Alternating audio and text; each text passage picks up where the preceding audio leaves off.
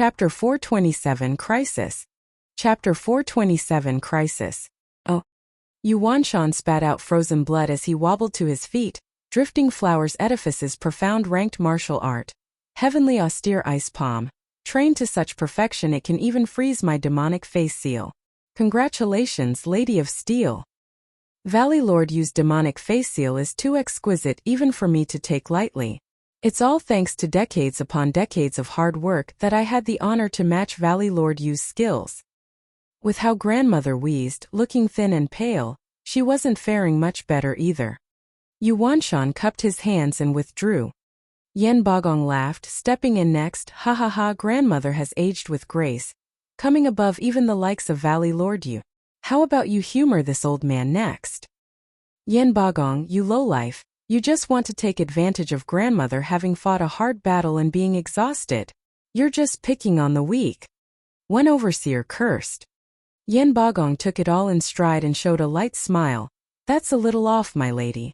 We three houses joined hands just so we don't have to go one-on-one. How does picking on the weak fit here? We just want to duel with grandmother right now for a bit instead of starting the assault. We're doing you all a favor. Yen Bagong justified himself, leaving the overseer speechless. Grandmother let out a cold laughter, her eyes icy. Yen Bagong implied he was giving drifting flowers edifices leeway. But one thing remained unchanged. In an all-out war, drifting flowers edifices had the disadvantage, but it wasn't going to fall that easily, not when having a defensive array. While grandmother was the pillar of drifting flowers edifices. With her being dead, the battle would already be over. Even with the array, when there was no one to direct it, defeat was certain. Yen Bagong and company wanted to cut the head and the body would follow. These duels were in fact in their complete favor. The astute grandmother picked up on their little trick right away. But she accepted anyway. The three lords' defeat would have the same drastic effect on the enemy as her death. It went without saying that it would work wonders in cutting drifting flowers edifices' casualties short, and would stall for their allies' support. It really was the best choice in drifting flowers edifices' current situation. No matter how weak grandmother felt, she had to push on. Just that revulsion at Yen Bagong preaching righteousness always came to her. Both sides are fighting a battle of minds, for their own interest, yet you want to look cool doing it. Yen Bagong come. Grandmother had an icy air and a smirk. Yen Bagong smiled there, calm and carefree. But the next second he turned savage, launching Rainbow Cloud Palm with both hands, Pill King Hall's signature move. Grandmother knew it was coming and had a shield of ice around her as she went on the offensive.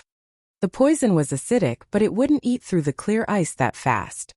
It took no longer than a flash for grandmother to pass through the heavy poison cloud and reach Yen Bagong with a palm strike. Watching the icy palm inching towards his chest, Yen Bagong's heart tensed. His fate would soon be the same as Yuanshan before him. He might be on edge at the incoming ice but not panicked.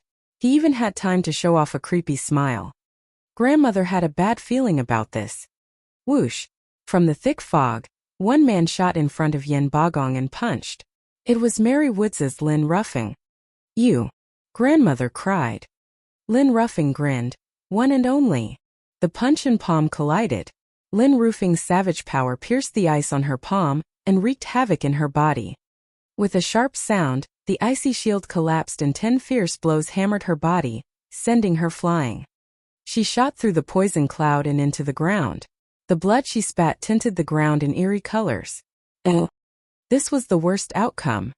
Grandmother was heavily wounded and poisoned by the Rainbow Cloud Palm. Puffing out more blood, grandmother glared at the two above with endless hatred. Mary Wood's profound ranked martial art, Empty Cloud Art. Our Empty Cloud Art is based on speed, splitting an attack into several blows to tear up your insides. The more advanced the cultivation, the more splits. You may have ice protecting you, but not even that can block all of them. I have managed to unleash 20 splits, ha ha ha. Lin Ruffing laughed in pride. The overseers rushed at grandmother's side, giving a hateful glare at the two lords above. You no good two-bit filthy scumbags. Is that how a house lord acts nowadays, stabbing people in the back? Oh no. Didn't I say that already? This is a coalition of 3 houses, anything goes. Besides, Us two work great together, and we haven't even surrounded you with our forces yet. What's wrong with that? Yin Bagong snickered. The women's eyes spat fire from all the rage boiling in their hearts. Grandmother panted, finding it hard to even speak. Take me back now. Yin Bagong snickered. You won't get away that easy. Attack. Their head is down. It's the perfect moment to take them all down. Understood. The sea of people came in like a tide. The overseers rushed to get grandmother back to safety. But Yin Bagong's team of two was faster, making a sinister strike at the retreating grandmother. Take her out of the picture and the drifting flowers edifices would follow. The other women rushed to defend her. The overseer stood no chance in front of two house lords. They were dead in one blow, unable to stall 1 second. Two more turned back to attack, but grandmother stopped them. Grandmother! They all cried. Grandmother sighed. I won't be able to survive this, but you are the future of drifting flowers edifices. Go withdraw. Let Iris become the edifice lord. I will hold them off. Grandmother, no. They all teared up in sadness. Grandmother barked. You bunch of ignorant girls, how can you not see what's in front? I have to hold them back or we'll all die. Go back and wait. We will get our chance when support comes. Grandmother trailed off. Not even she was certain that drifting flowers edifices could come out alive, but held on to hope still. The women saw the steel gaze of grandmother and despite their distress, they nodded and withdrew to drifting flower city. Grandmother showed a clear smile, watching them go. Silly girls, take care. Ha ha, Chubijuan, you should care about yourself first. The two closed in, Yin Bagong's creepy voice reaching her ears. Grandmother had a cold smile, her mind set, humph, Yin Bagong Lin roughing. As long as there's one breath left in this body, you will never tread one step in drifting flowers edifices. Grandmother flew high at the two. The two met her fearlessly. She had the Lady of Steel moniker, but with how downtrodden she was from that last blow, they wouldn't qualify as house lords if they backed off now. With a bang, the two sides clashed. The shock wave turned everything around them to dust. The two kept on attacking, even as grandmother was spurting blood and lost consciousness. Her frail and damaged body slammed into the ground. Grandmother! The women shed tears of pain, at their helplessness and their weakness. Yin Bagong walked over and struck again. Ha ha ha. The great Lady of Steel's head is mine for the taking. Something shot straight for Yin Bagong. He squinted and looked shocked. Killing with intent. A radiant stage expert. Chapter 428 Three Venerables. Chapter 428 Three Venerables. Oh, bam! Yin Bagong panicked at the incoming soul attack and put up his defenses, despite being a mere profound heaven cultivator with no chance against a radiant stage expert. The intent left the two groaning. Yin Bagong even flew away, leaving a trail of blood in the air. Lin Ruffing stopped dead in his tracks, trembling and rooted. Rustle.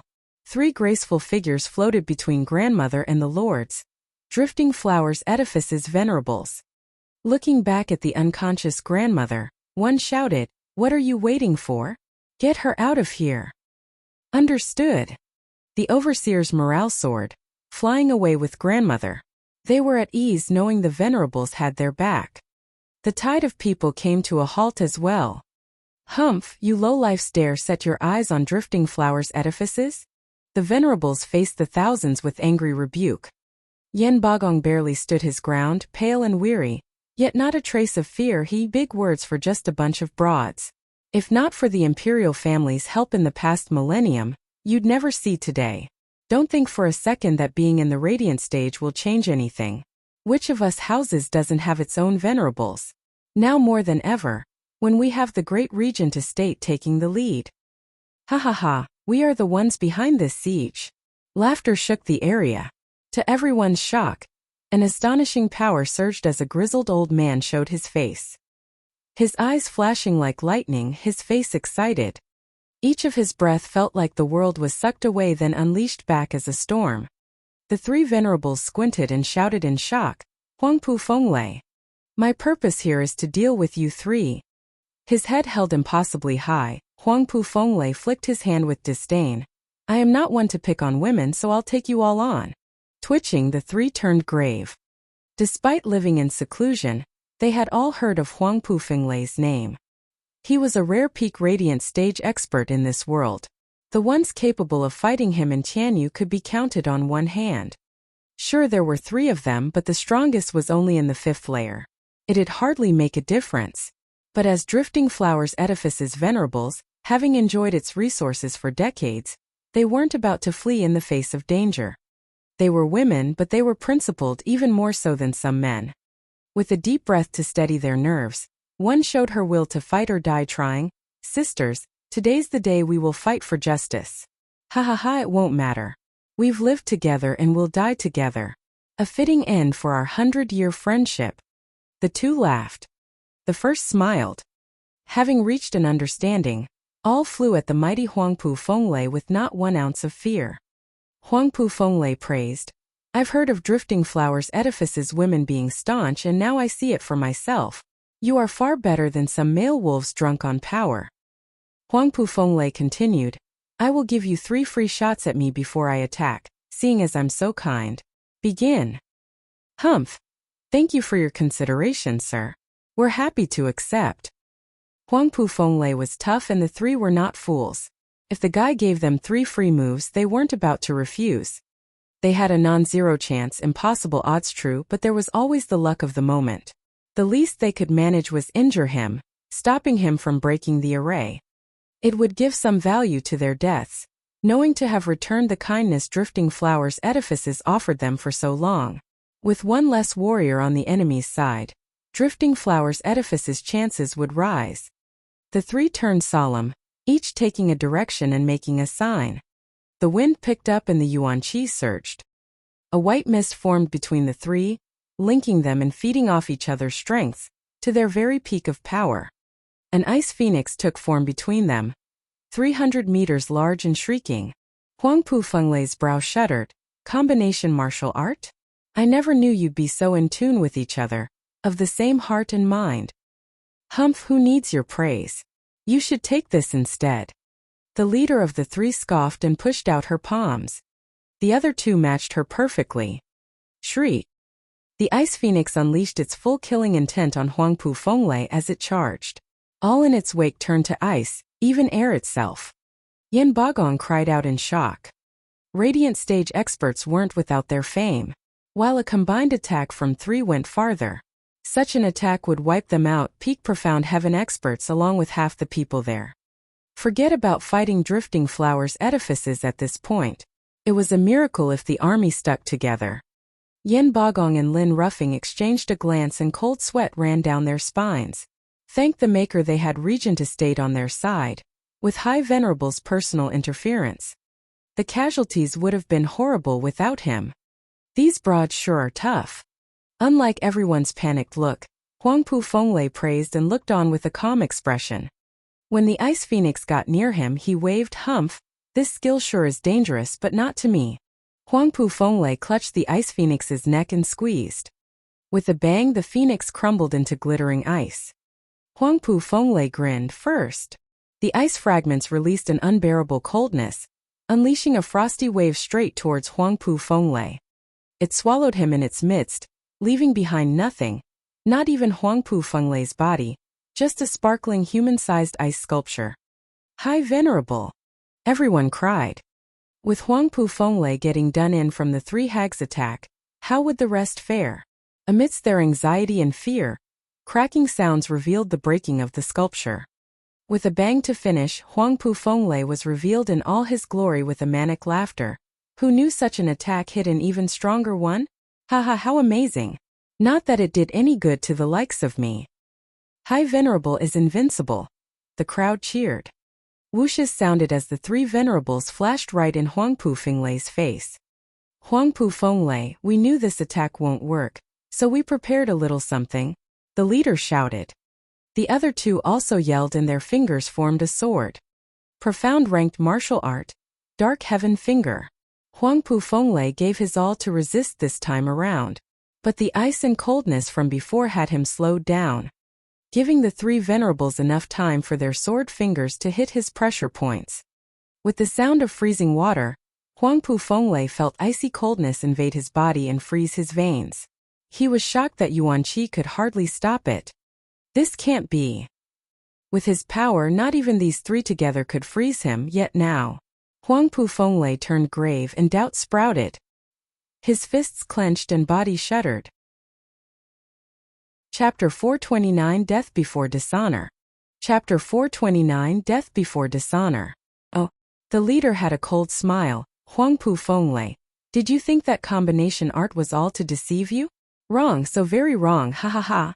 The ice on Huangpu Fenglai grew harder and thicker. His body soon became rigid and only his eyes were moving. He ended up getting caged inside the ice like a lion, poised to jump out at a moment's notice and rip its quarry to pieces. Don't look at me like that. There's no chance of coming out of this. The Ice Phoenix's cold energy is keeping you frozen. Not to mention the icy energy in your body keeping your Yuan Qi sealed. This way, our Dark Heaven finger works in tandem with the first attack and freezes you solid.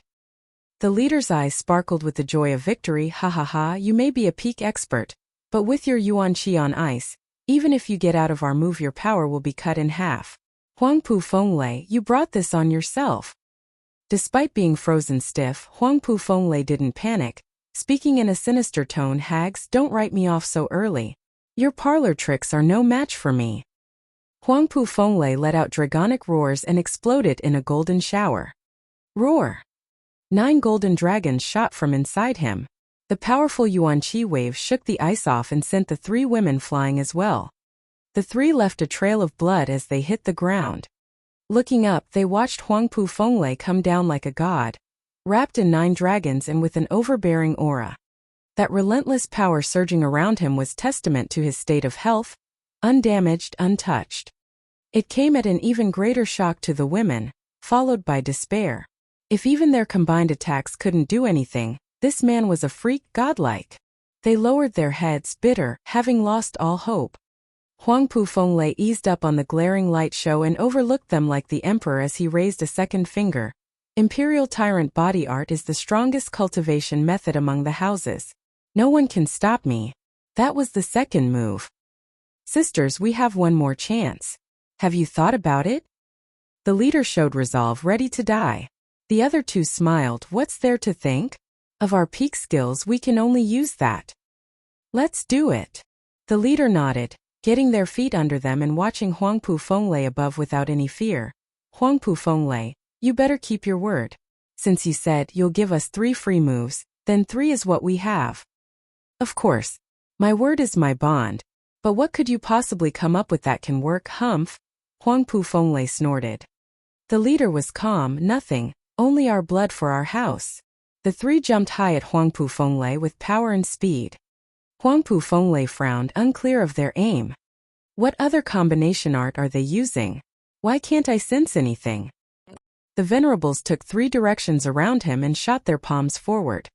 With 3 sounds, the palms impacted Huangpu Fenglai's perfect body, without so much as a scratch. Huangpu Fenglai just took it like a champ with arms crossed. He looked at them curious. Is this your final move, a palm? There was not even a skill behind it. There's no way you can harm me with that. You've lost your last chance. Ha ha ha, thank you Sir Huangpu for giving us these free moves, but this palm is only half of it. With an odd smile, the leader made a sign. The other 2 followed. Huangpu Fenglai was puzzled. Do they want to use some super secret art? But why did that sign feel so familiar? He shot his eyes wide open and cried, self-destruction. You! This is our last move, death before dishonor. The women grinned. Huangpu Fenglai was scared silly. With the 3 radiant stage experts so close and primed to blow, not even Imperial Tyrant body art could bear it. He used all his Yuan Qi to unleash a golden glow and make the trio fly. Too little, too late. With one last smile to Huangpu Fenglai's frantic look, 3 earth-shattering explosions wrecked the place. Boom! The huge balls of flame swallowed the sky, shaking up everything. Even with the array in place, Drifting Flower City was now in ruins. Yen Bagong ducked just as the tide of flames passed him. One careless twitch could burn his head clean off. Once the cool wind set in again, the people looked shell-shocked. The mountains around them were now flatlands while the trees floated around as ashes. The bone-tempering disciples had their meridians crushed and died. Maybe they wanted a closer look at death or just sheer bad luck. They stuck their neck out to see the glorious apocalyptic flame, only to have half their body burnt, testament to their folly. Yin Buogong's heart was shaking all over. What a frightening explosion! And that came out of 3 radiant stage expert self-destruction. Then what about the person at their core, their High Venerable? He looked around in panic and shouted, "High Venerable, are you all right?" Bam! A black figure slammed the ground. Yin Bogong rushed over to see Huangpu Fenglei's face burnt black, laying there broken and robbed of any air of superiority. Blood spurted out and Huangpu Fenglei wheezed. Looking around at the faces, he rejoiced at his new lease on life. "High Venerable, you're amazing to come out alive from that. You're the only one in Tianyu to pull it off." Yin Bogong gave a thumbs up and a good ass-licking. Huangpu Fenglei had no time for his gibberish, frowning. "Why did they do it?" You mean those drifting flowers edifices venerables?" Yin Bogong smiled. "Who cares? They couldn't beat you, so they decided to drag you down as well. But they never thought even this couldn't kill you. You're still in one piece. They died for nothing, the idiots." "No." Huangpu Fenglei shook his head weakly. A cultivator that has reached the radiant stage would cherish his life above everything. They would never throw their lives away unless it is the very last resort. They could have used the drifting flowers edifices array to stall me and escape. So why? Yin Bogong paused, pig-headed perhaps. "Ha ha, that's putting it mildly." Huangpu Fenglei barely propped his body. "Drifting flowers edifices, a women's domain, hasn't survived all these years on empty words alone." Huangpu Fenglei limped away. Yin Bogong asked, "High Venerable, aren't we attacking?" "Of course we are, fool. But that's your problem. I need to dress my wounds. Can't you see I can't even fly and have a busted leg?" Glaring back, Huangpu Fenglei cursed. But he didn't leave without a final piece of advice. "Don't get careless, drifting flowers edifices women's can't be underestimated." Yin Bogong nodded, exchanged a glance with Lin Ruffing. "Looking at your wretched state, we can glean that much. Though." They looked back at Drifting Flowers City and felt a headache coming. Without a radiant stage to support them, how many years would it take to break through? The Regent Estate's experts only acted as support, leaving the heavy lifting to them. The only helper, Huangpu Fenglei, was now away on medical leave. Chapter 430 Baiting the Aid. Chapter 430 Baiting the Aid. Oh, boom! The explosion shook all of Drifting Flowers City. Houses crumbled and turned to dust. Drifting Flowers Edifice's main hall had calm and wise women handling everyday affairs, but they were now crying in panic. Grandmother, pale and weak, lay on the floor, rocking to the explosion's rhythm. The odd bump into the ground of her head had her frowning and opening her eyes. "Aunt Tao, grandmother's awake." Peony Overseer perked up. Drifting Flowers Edifice's head alchemist, Tao Danyang, rushed over. "Grandmother's injury is stable, but..." "What?" Peony Overseer asked. Tao Danyang sighed. "Removing the rainbow cloud palm's poison is beyond these wrinkled hands' ability. They alone hold the antidote." What do we do now?" Peony Overseer asked. "Pilking Hall is right outside our gates. Are we supposed to go out there and grab one to force an antidote out of them?" Everyone shook their heads from how powerless they were. Pilking Hall was already strong by themselves, but now in the three-house coalition it would be even tougher for Drifting Flowers Edifices to deal with them. Going out now was plain suicide. Iris Overseer smiled. "Peony, don't be nervous. Pilking Hall had a monopoly on the Rainbow Cloud Palm's antidote until now. Did you forget how Zhuofan deciphered the antidote at the 100-pill meeting, curing grandmother, Aunt Tao and many of our sisters? Even their top alchemist, Vicious Pill King, is now under the Luo clan. And with him as an ally, there's no need to fear any poison. Yeah, we just have to get in touch with them and grandmother will be fine." Aunt Tao nodded, relieved. She felt like having Zhuofan as an ally was the best thing that ever happened to them. The Rainbow Cloud Palm squeezing on them every minute of every hour was now a thing of the past. Peony Overseer pouted, her face unnatural. "But that prick stole our precious heirloom. How can we trust him?" "It will be great if he returns it. But if he doesn't? Grandmother's faint voice trailed off weakly. Then she came to a decision and spoke firmly. All we can do is move on. If Drifting Flowers Edifices is to survive, we need to compromise. We need allies like him the most right now. What is the point of getting the treasure back only to find a city filled with corpses? All became pensive. Their respect for grandmother was growing. Grandmother had earned the respect of all houses for a reason. And for the same reason she kept Drifting Flowers Edifices afloat all this time.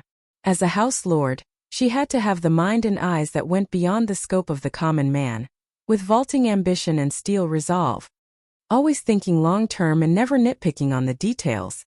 And in their final hour, Drifting Flowers Edifices needed allies the most. They couldn't throw away Zhuofan over some Bodhi root. It was the same as cutting off one's legs. So you want to lean on Luo clan? Peony Overseer pouted, still against it. Zhuofan stole their stuff yet they still turned to him for help? Wasn't that like asking a thief for asylum? Drifting Flowers Edifice's name would be dragged through the mud.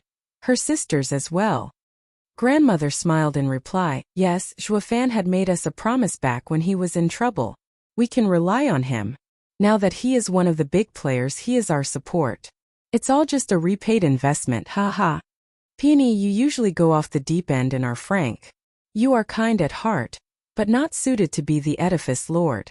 As the one bearing the responsibility of Drifting Flowers Edifices, one has to be flexible and set your gaze beyond the present moment. A useless thing like reputation will only drag us down. Grandmother shook her head. Peony Overseer blushed, knowing her own defects as well. What was that large noise just now anyway? Grandmother turned to the rest. Oh. They all shook their heads. Someone burst in tears. Grandmother, overseers, the three venerables. What about the venerables? Grandmother asked frantically. Sniffing, the girl wailed. The venerables self-destructed to deal with Huangpu Fenglei. What? Grandmother shuddered, then spat blood. Tears streaking her face. Grandmother. The others panicked. Grandmother waved them off. It was my mistake to lead them to their doom. If only I heeded the Luo clan's warnings and retreated, they would have been alive and wouldn't have died in vain. Grandmother, the only one to blame is Zhuofan. He betrayed our trust first. We could never overlook this transgression. Peony Overseer advised. Grandmother shook her hand, talking after a pause. The three venerables' death is on me. But we can't bicker over Drifting Flowers Edifice's calamity. What about Huangpu Fenglei? What's going on outside? Grandmother, Huangpu Fenglei is badly hurt and has withdrawn from battle. Yin Bagong and the others are attacking our barriers while sisters are pushing them back. They can hold on for the time being. Regent Estate's High Venerable? What about the Regent Estate itself? Grandmother asked. The girl shook her head. Grandmother, there's no sign of them. That means Regent Estate isn't involved. Grandmother squinted. Overseers, join the defenses and never attack, only resist. Guard Drifting Flowers Edifices and wait for our allies. Understood. Everyone bowed.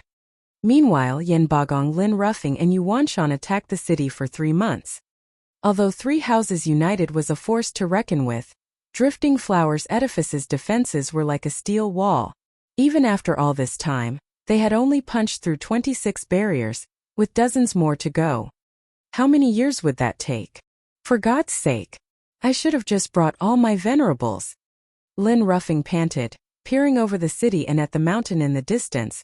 What the hell is Regent Estate and those rotten divine dragons doing?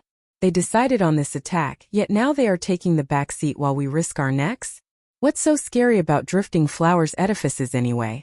If we'd all pitch in, it'd be over and done with by now. Calm down. Yuanshan advised. Sir Lung said we're baiting the aid. While we have Drifting Flowers Edifices on the ropes, they'll attack the reinforcements. I heard Veiled Dragon Pavilion and Sword Marquis Abode's forces have been beaten back many times already. Humph. Regent Estate can handle those guys with a modicum of effort. What's the point of having all of them in the back as support? Lin Ruffing mocked. Yin Bagong shook his head. House Lord Lin, don't say that. They aren't much hassle, true, but what if Zhuofan comes? Rumble. Lin Rufing's face fell and his voice was cut off. On the day of Luo clan's ceremony, they all witnessed its power and glory. Besides the abomination dubbed Shuofan, they had 10 elders, each stronger than the next, violent and savage. Not even Regent Estate wanted to pick a fight with them. Lin Rufing waved his hand. Let's just keep attacking. Yuan Shan and Yen Bagong chuckled inside. Yuan Shan slapped his chest in full confidence.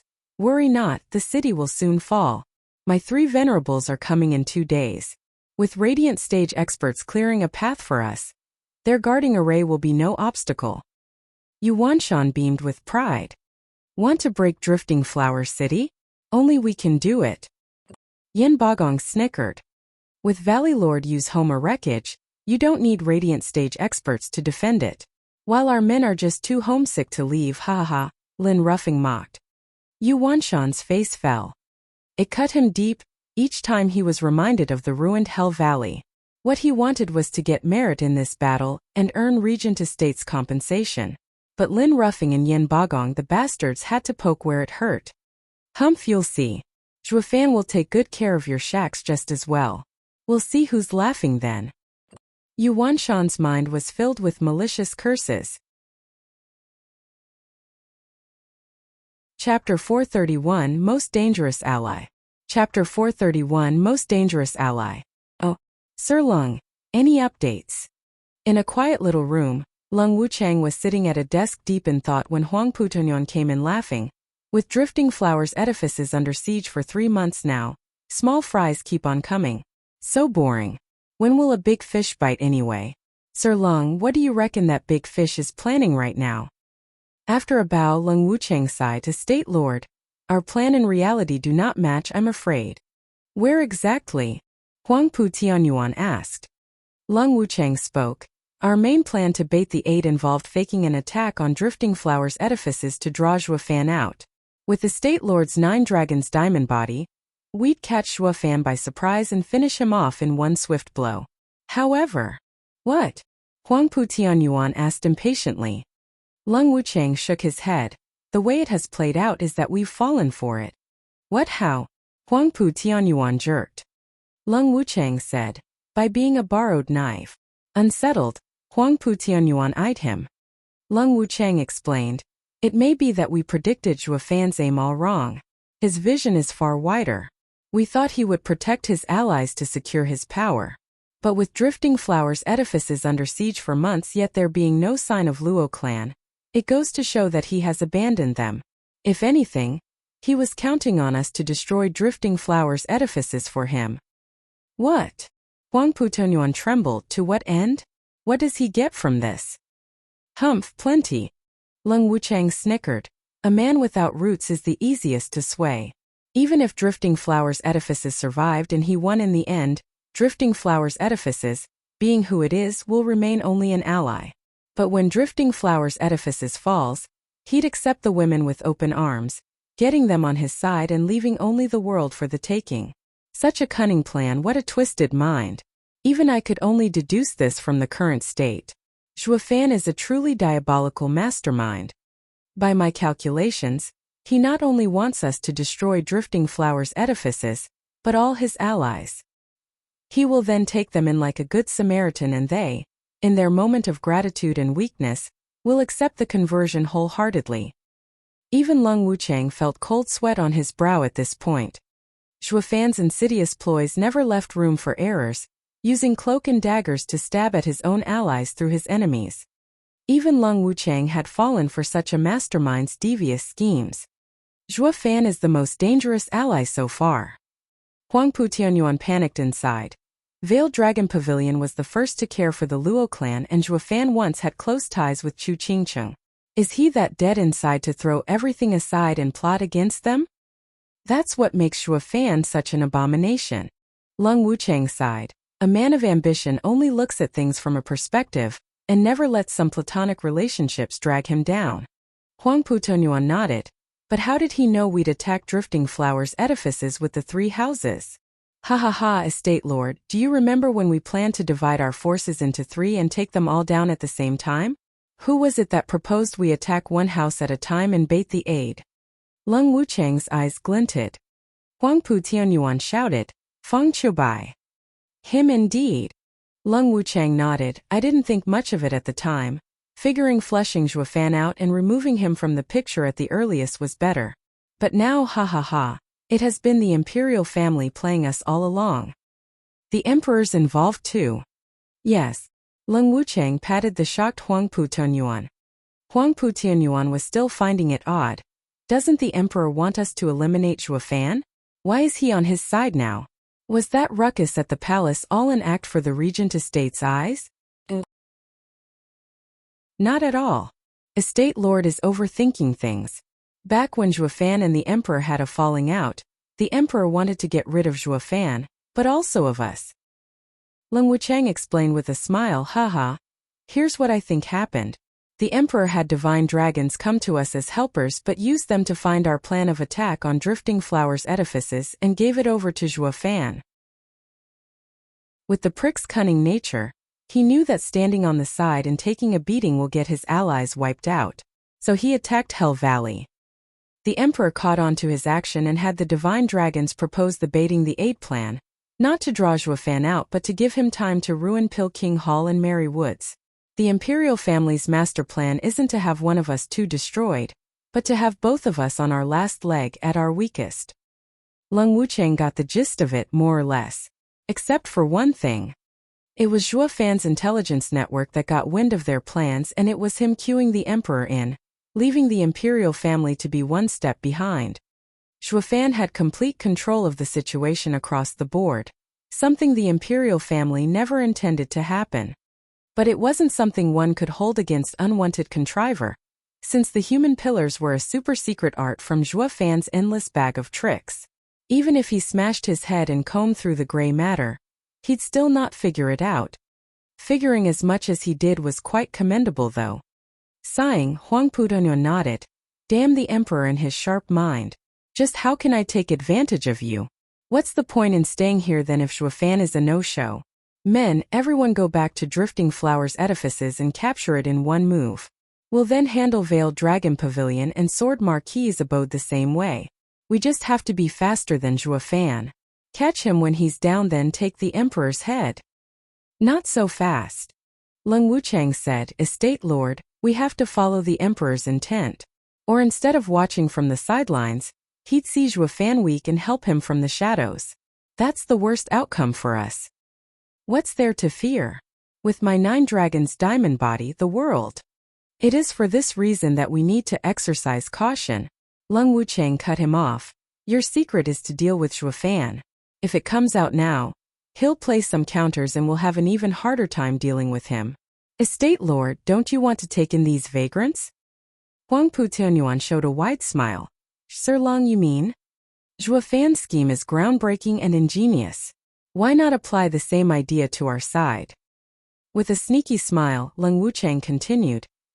He wants us to help him get his allies in line, and that's what we'll do. But won't he help us getting our own allies as well? Hell Valley's people are already homeless and can only turn to Regent Estate for shelter. That only leaves Pilking Hall and Merry Woods. Estate Lord only needs to seize this chance to subdue them and their lands for the future. Isn't it a shame to let such a prime chance go? Huangpu Tianyuan cackled. Sir Leng, you're saying we should thank Zhuofan for giving us such a wonderful idea. We'd never thought such an ingenious trick can get us all the 7 houses and without any bad blood between us either. Ha ha ha, you should show your thanks by leaving his corpse intact. Leng Wuchang smiled. Huangpu Tianyuan laughed. After all the talks, nothing had changed. Regent Estate's experts were still lazily waiting for the baiting the aid to catch something, and Huangpu Tianyuan's 3 allies were still working their asses off attacking Drifting Flowers City. A few more days later, however, Drifting Flowers City was still holding solid, but with heavy casualties. 7 overseers had died as well. The defenses wouldn't hold for long if this kept up. Whoosh! In their moment of great despair, a green jade slip flew into Grandmother's hand. Grandmother laughed. It's from our allies. We're saved. Hope blossomed. Grandmother scanned the jade slip and froze. With a crack, the jade scattered into pieces on the floor. Chapter 432 On Your Own. Chapter 432 On Your Own. Oh, what's wrong, grandmother? Everyone cried. Grandmother sighed. It is a message from Pavilion. Lord Long, Regent Estate, has indeed assisted in our siege. But instead of helping Hell Valley and the others, it is stopping our reinforcements. Pavilion Lord Long's side has suffered heavy casualties and was forced into retreating. We're on our own. What? The women shook their heads in grief. They had held on so far, hanging on to the hope that help was on the way. But with even their support under heavy attack, they had sunk into the pits of despair. They could hold on for just a few short months before they would be breached. Drifting Flowers' edifices was hanging by a thread. Everyone sighed, feeling death closer than ever. Grandmother's eyes flashed with determination. Overseers, split into 5 teams and break out tonight. We will meet again at Flying Cloud City 1,000 miles away. Grandmother. I know this is dangerous with a high chance of being wiped out, but it's better than sitting around for the axe to drop. We still have dozens of defenses in effect. They will never expect us to make such a risky move. Breaking through is our best bet. If we wait any longer, they'll raise their guard. Grandmother squinted. The others nodded. It was the most dangerous yet most promising course of action. Waiting any longer would have even this chance robbed off of them. The overseers bowed. Understood, grandmother. The moon hung high in the night sky, with a seldom cloud marring its glow every now and then. Outside Drifting Flower City, the disciples of the 3 houses withdrew after a long day of work, leaving a few hundred guards. One overseer took its 1,000 disciples under the cover of the night outside the city. They moved fast like panthers, and were upon the unsuspecting guards in seconds. Dash! The guard's cry was cut short at the swipe of a Drifting Flowers edifice's disciple's blade across his neck. His eyes were still wide as he hit the pool of blood on the ground.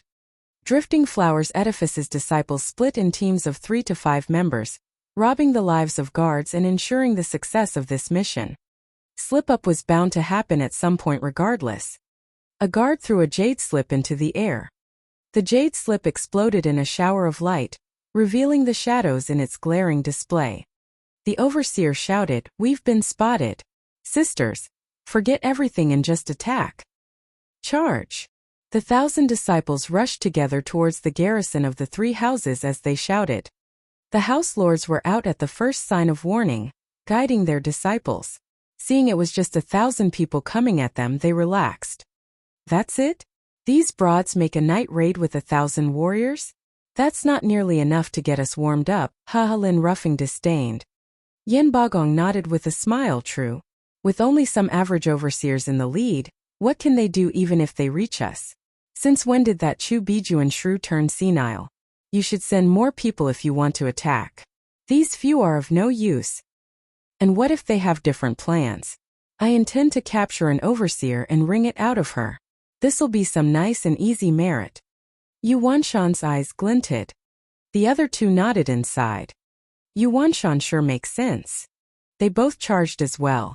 With their level, this would be a walk in the park. Yuan Shan snickered in the back, carefree. Bam! Lin Ruffing was the first to arrive with his uncanny speed. A single palm had the overseer flying and heavily wounded. Lin Ruffing snickered, glancing at Yen Bagong coming over with cocksure attitude. Ha ha ha, it looks like the credit is all mine. Humph, of course it comes easy to you when you run faster than a hare. As for how much credit you get, it remains to be seen. Yen Bagong smiled. Oh. Lin Ruffing brushed his remark off, grabbing the woman. Merit is merit either way. Ha ha ha, lass, why are you attacking at night? The overseer merely held her head high, watching the moon. Her 1,000 disciples were defeated as well, most dead, others captured, and very few escaped. Lin Ruffing's hand tightened and flooded her body with yuan qi. The woman's brow creased and sweated from the unimaginable pain, but she still didn't make a peep. Humph, you sure are tough. Let me relieve you of a hand first. Lin Ruffing shouted. The woman was still moon-gazing. Lin Ruffing was pissed, but Yen Bagong stopped him before he got to any cutting. Ha ha, House Lord Lin, this girl is an overseer. Standard interrogation won't work on her. I have with me 100 ant pill. It will feel like thousands of ant bites all over the body. Such pain and torment is worse than death. Can I give it a try? Humph, you rotten geezer. You're stealing my thunder. It was obvious to Lin Roofings what the old man's game was, but it wasn't like he was getting anything out of the stubborn lass either. If by some chance the info she had was priceless, delaying it would have Regent Estate yell Marywood's ears out. Lin Ruffing sighed and handed her over. Fine. Let's see if your 100 ant pill is as good as you say. Prepare to be amazed, ha ha ha. Yen Bagong forced her jaw open and threw the pill in.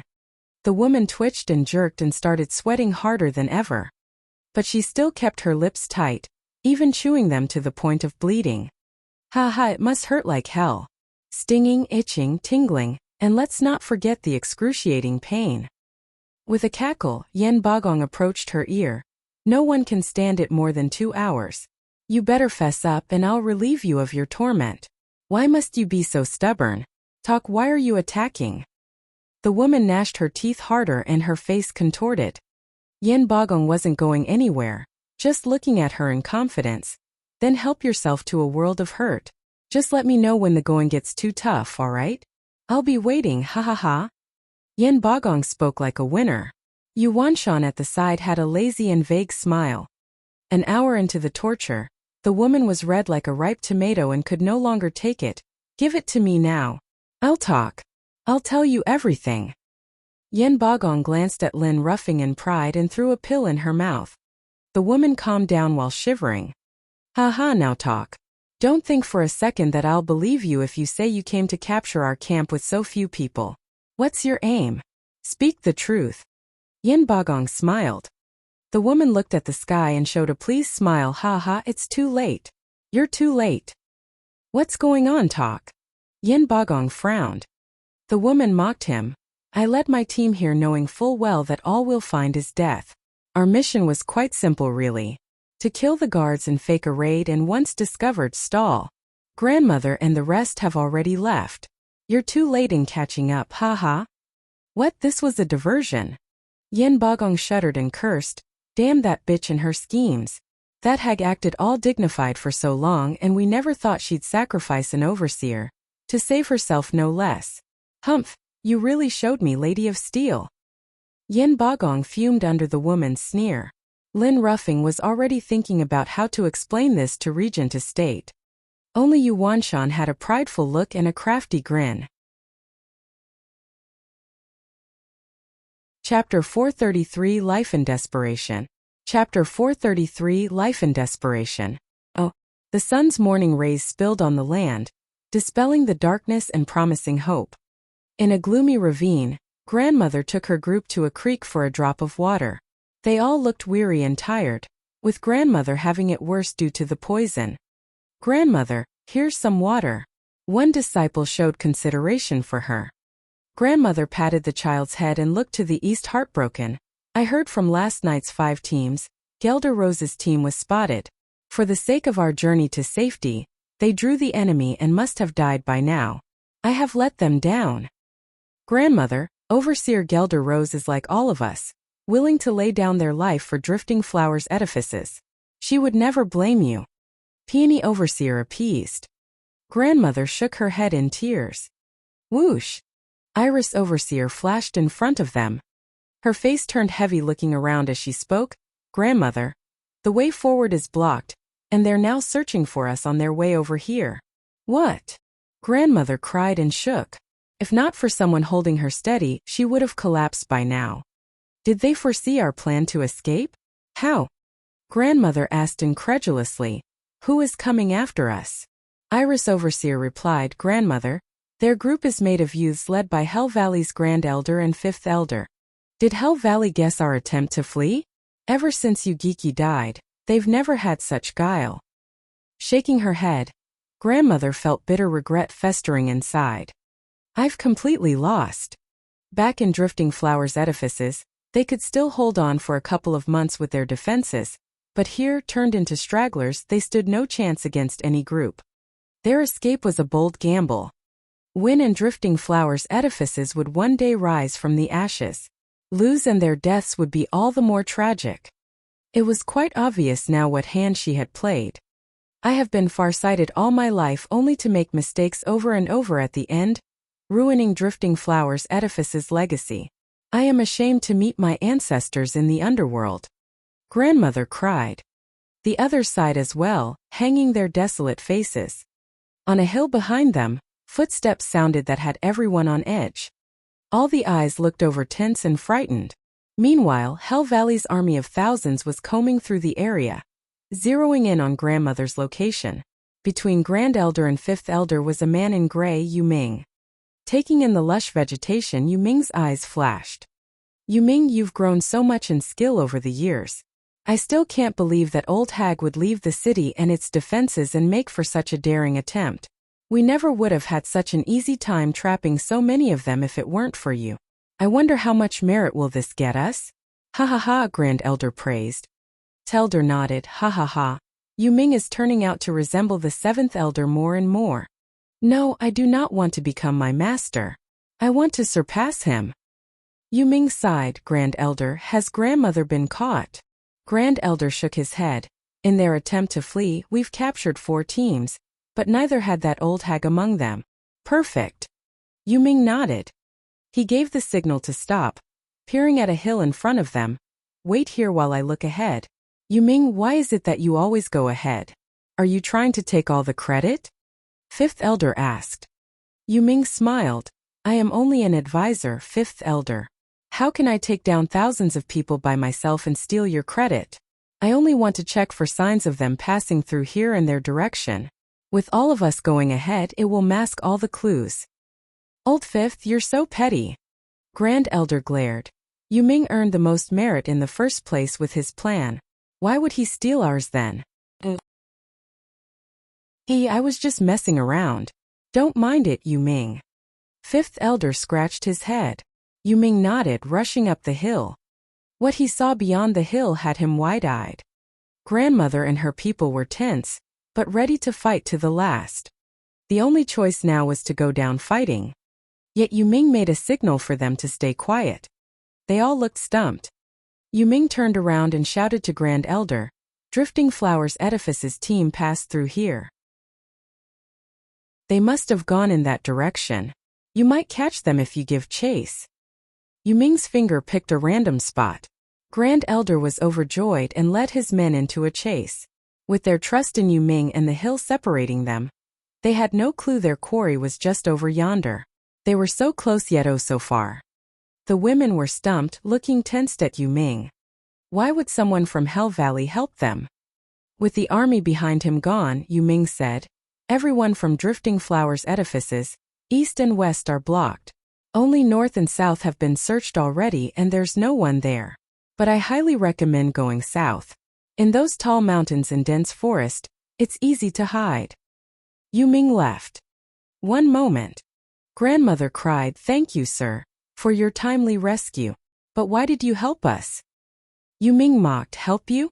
Haha, you're rich. It's never worth betraying my house over some strays. Just send this message to Zhuo Fan. He owes me one. Yu Ming flew after Hell Valley's men. Grandmother felt bitter and despondent. Zhuo Fan had cast such a huge shadow that even the enemy had people hoping to get on his good side. The youth just now wouldn't have helped them otherwise. They all felt sour at the revelation. Grandmother was known to all houses for 100 years, yet her name had less weight than an upstart. Who'd have thought Zhuo Fan's name can make one betray his house? How could we be so different? No one knew that the true mastermind behind their current plight was none other than their savior, Yu Ming. He did it all for Zhuo Fan. Not that Zhuo Fan asked him, of course, but Zhuo Fan's handiwork had left him with no other choice. Ever since Zhuo Fan raised Hell Valley, the guy was homeless. It hit him the instant the news reached him. Zhuo Fan took care of Hell Valley to force him to renounce his unflinching trust for his house. As long as Hell Valley stood, he was one of them, and betraying one's king never came easy. But with his home up in smokes, Hell Valley was gone for good. Even though Yu Wanshan took his elders to follow Regent Estate to attack Drifting Flowers Edifices. And Regent Estate would never entertain the notion of helping them rebuild, deciding on a far better approach to absorb them. As it stood, this vagrant who used to be at a three-way crossroads found only two paths forward: Regent Estate and Zhuofan. Under these circumstances, he had put aside the good of the house and was putting himself first. Breaking Drifting Flowers' edifices was gaining credit in front of Regent Estate, while letting Drifting Flowers' edifices go was doing Zhuofan a solid. No matter which of these two behemoths ended up ruling the lands, he had a way out. This was his plan, to be a double agent. I can't help but wonder who'll be my lord in the end. Yuming shook his head. The women heeded Yuming's advice and escaped the Four Houses siege and bumped into their rescue team. Grandmother, Steward Zhua has had us waiting for you here for ages. Qiu Yanhai cupped his hands. Chapter 434 Rescue and Attack. Chapter 434 Rescue and Attack. Oh, the women got startled thinking the enemy was upon them. But on a closer look, it was only Luo clan's power couple, and thus they breathed easier. Bowing, Grandmother spoke. Elders, it's so good to see you in this hour of desperate need. Our houses are allies after all. It's only natural to help. Qiu Yanhai replied in kind, then turned serious. Grandmother, there's something I don't understand. We've clearly given you ample warning about Regent Estate's assault, yet why were you so passive? Grandmother and the overseers flushed, hanging their heads in shame. These elders are clearly hinting at our mistrust in the Luo clan. That we stalled making a decision for so long. That was like calling them petty and suspicious. But at least they did rescue them. With a cough, Grandmother fought through the awkwardness. To be honest, I've been in seclusion for so long and the information was left to the others. They were too shallow in their thinking and didn't take it seriously that the Regent Estate would attack. When I came out, I was beset with enemies at the gates and it was already too late. I am truly ashamed. Ahem. Grandmother coughed with a red face. It was a first for her to tell such an obvious lie in front of everyone and to shift the blame on her girls. It only made her more ashamed. What other choice was there? She couldn't just come clean and say it was an honest mistake on her part. It had cut away at the house's trust. With how they had turned into strays, they couldn't afford to push away Luo clan's help. Oh, I see. Qiu Yanhai and Xue Qingjian said while beaming inside. Zhuofan had called it ever since he got Drifting Flowers' edifice's call for help. And these two were obviously clued in as well. Just that, to complete Zhuofan's master plan of adding Drifting Flowers' edifices to the Luo clan, these two had to rein in the teasing, lest they ruin the demonic steward's scheme. So they could only laugh inside, nodding at the hag's lame excuse. But they couldn't wipe that silly grin off their faces. Grandmother figured out on the spot that the two were in on her difficulties and turned away from those taunting stares. Humph, you don't know how to take help at face value, so you suspected our info? Look who's down in the dumps now. Grandmother felt bitter inside. Peony Overseer was outraged. Since you knew about the attack on us for so long, why didn't you come help earlier? Were you waiting for us to be destroyed before acting? What kind of an ally are you? Girlie, we wouldn't be here in the first place otherwise. Qiu Yanhai was a radiant stage expert. He showed class to the women on behalf of Zhuofan, but would he let a profound heaven overseer just talk back to him? Grandmother mediated. Elder Qiu, please calm down. Peony is just so brash. Please don't mind her. Grandmother then chastised. Peony, Elder Qiu has come from afar to help us, so the least you could do is show some consideration. Apologize. Humph, screw apologies. If their rescue is real, why are there so few of them and without even Zhuofan? They have no intention to help us, clearly. Peony Overseer shouted. Qiu Yanhai snickered in rage. Ignorant lass, what does a bunch of thoughtless broads like you know of Steward Zhua's intricate planning? When he received your plea for help, Steward Zhua knew you'd never look at him the same way for taking your Bodhi route or believe his messages. Steward Zhua even warned us not to say this or it would break the ties between the houses. But you've given me no choice. Humph. Does that give him the right to steal our precious treasure? Peony Overseer didn't back down even against a radiant stage expert. Grandmother kept on pulling her, but it was no use. These two are with Luo clan now, but they're still known as monsters in Tianyu. How could you irk them? Confronting them here was the dumbest thing one could do. Qiu Yanhai clenched his fists. You listen here, girl, if not for Steward Zhua, I would have snapped your neck for this gross lack of respect. Qiu Yanhai's savage aura exploded and sent shivers down everyone's spine. Grandmother paled, pulling Peony Overseer behind her and glaring at her to keep her trap shut. Oh. They had barely gotten out alive from one siege and were now about to find their end at their own allies' hands over a petty squabble. They are stronger than everyone here. Yet you're still nagging. Grandmother sighed, feeling like giving Peony Overseer a good ass kicking. It's been so long yet your temper has never mellowed. We may even die from it. They all gulped with fear, watching Qiu Yanhai on edge. Xue Qingjian diffused the heavy mood with a smile, pulling Qiu Yanhai over. Ha ha ha, we're all on the same side. Why must we bicker? Right, grandmother? Yes, Elder Xue is totally right. Grandmother was quick to grab the lifeline, bowing to Qiu Yanhai. Elder Qiu, forgive me. I have failed to teach her properly. It is all my fault and I ask that Elder Qiu restrain his anger. Grandmother's bow was real low, her Lady of Steel vibe gone, leaving her with no prestige. This scene dawned on every overseer that they were now homeless and had lost all their pride. Qiu Yanhai snorted. Xue Qingjian smiled. Big lug, they've already apologized. Show some consideration. Humph. Qiu Yanhai flared his nose, his chin still way out. Xue Qingjian turned serious and kicked his ass, launching into a tirade. Now you're ignoring me, is that it? I thought I told you to show some consideration. Qiu Yanhai's cocky attitude was gone, looking at Xue Qingjian like the victim. Then he waved it all off with a cough at grandmother. It's fine.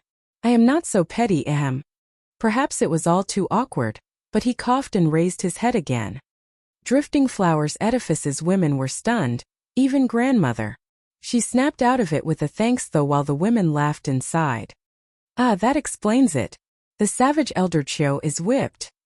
Xue Qingjian came to grandmother and Peony Overseer with a smile. Don't mind him. His temper is always burning hot. Comes and goes just as fast.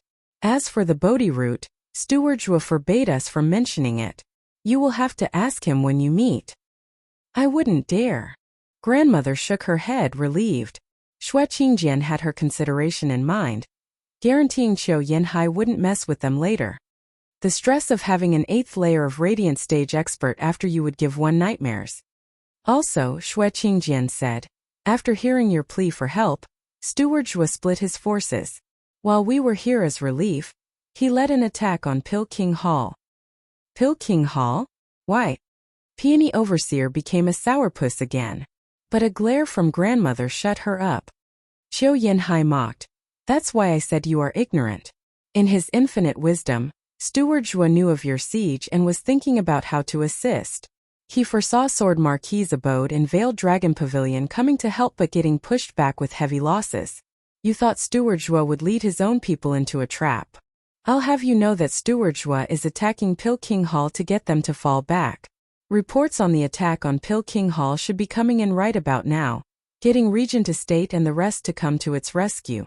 Wouldn't that relieve your city of the siege? We would then come in with our thousands of troops and coordinate with you in destroying them. A shame you couldn't even last that long. Drifting Flowers Edifices people felt like crying. Blast it. We got out too soon. We should have stayed put a few more days and the relief would have come, saving Drifting Flowers Edifices. Grandmother felt sick to her stomach. It was a severe lapse in judgment. Only the power couple giggled inside at their mournful looks. Sigh, Drifting Flowers Edifices almost got played to death, tossed between Steward Zhua and Regent Estate. But this is sure to guarantee their change of heart.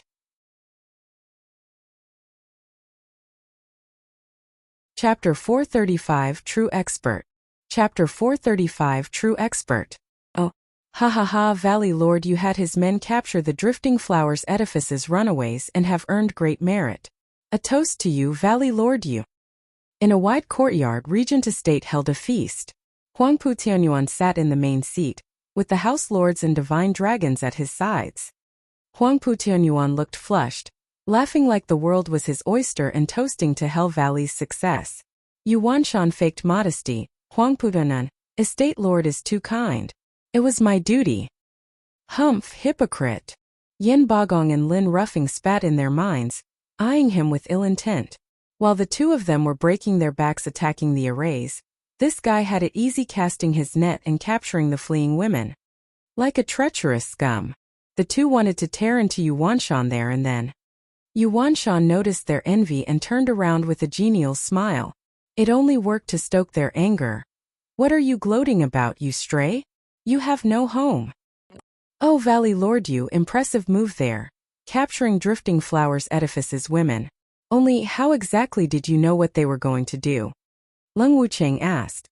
Yuanshan bowed and reported, Sir Lung, the success isn't all mine, but the credit falls on my capable assistant. Yuanshan pointed at a gray robe. He is Hell Valley's new advisor, Yu Ming, the last disciple of the late Yugiki.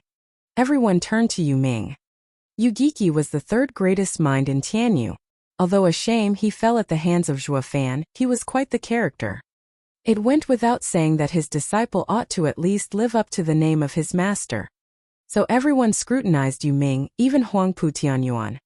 Yu Ming bowed and took his seat again. Lung Wucheng sized him up, nodding.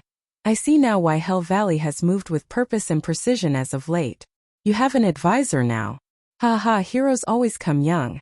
Sir Yu Ming, by your guess, where do you think the fleeing Drifting Flowers Edifice's women turn to?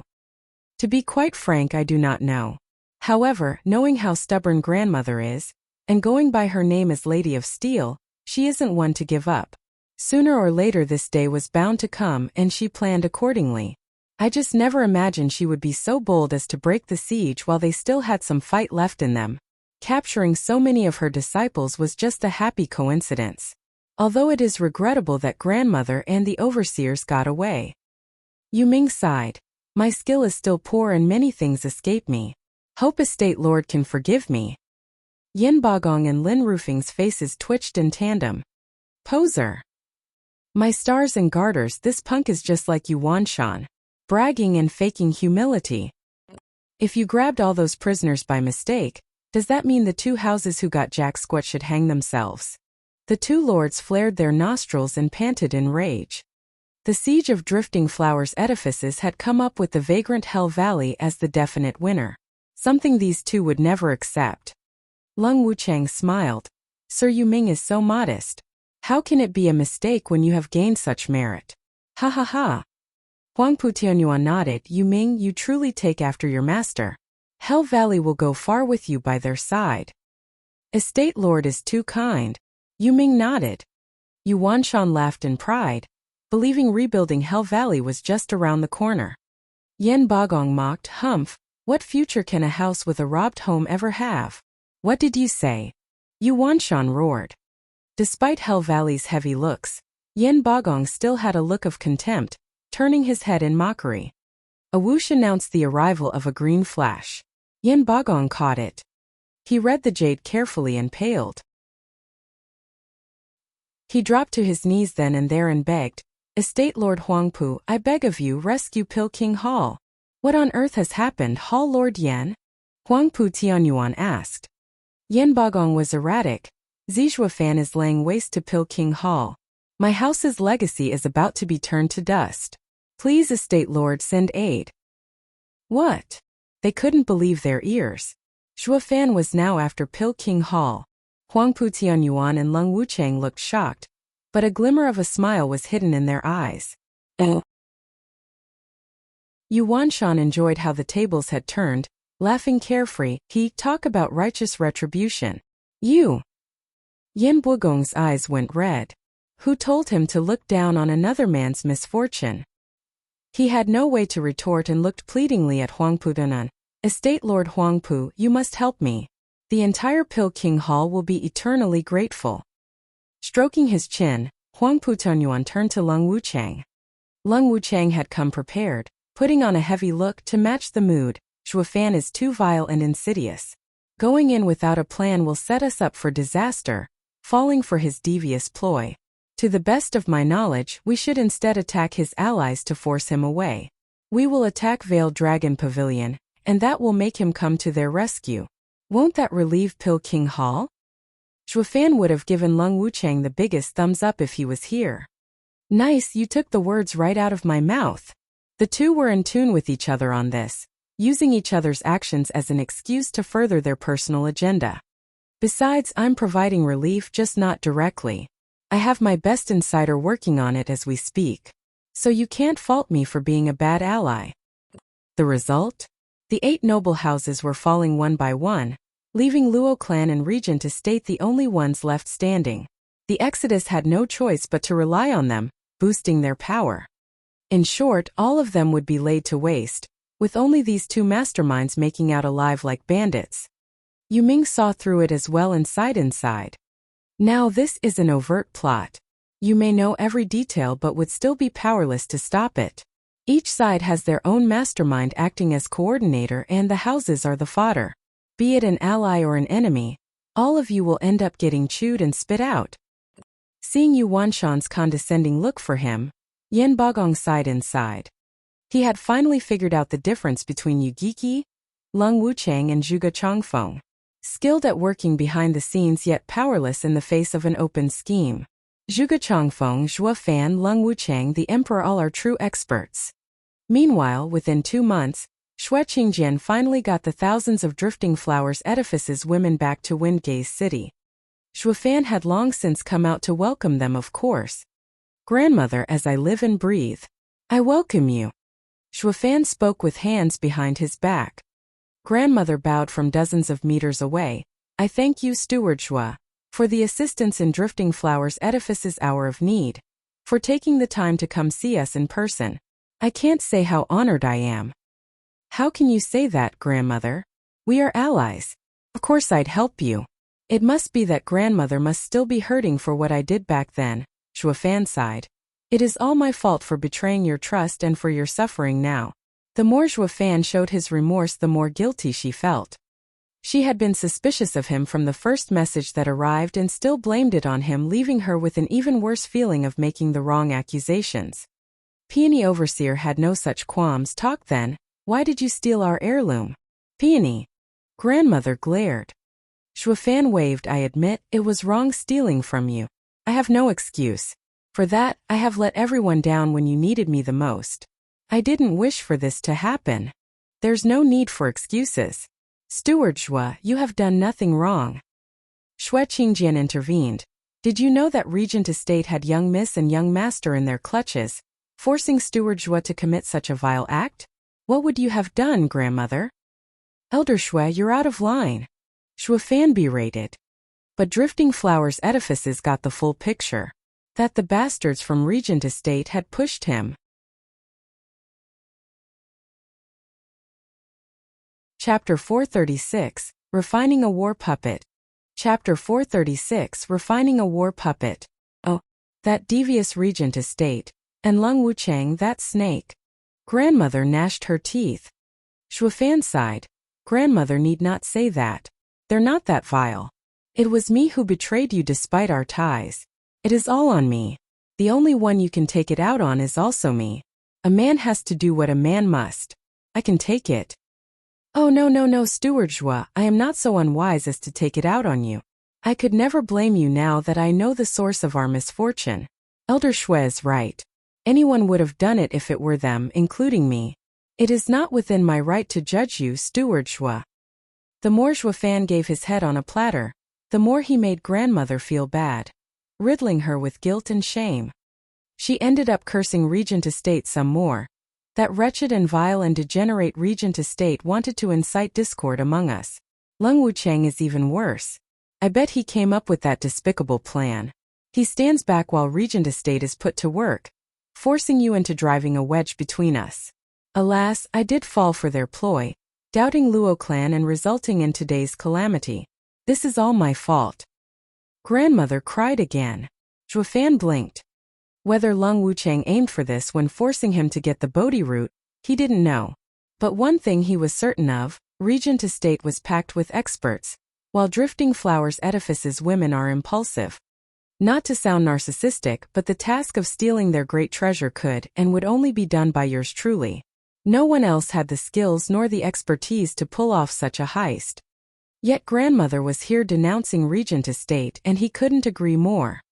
Zhuo Fan patted her shoulder. Grandmother, now you know that it was all a trick. We must now stand more united than ever, to have nothing come between us again.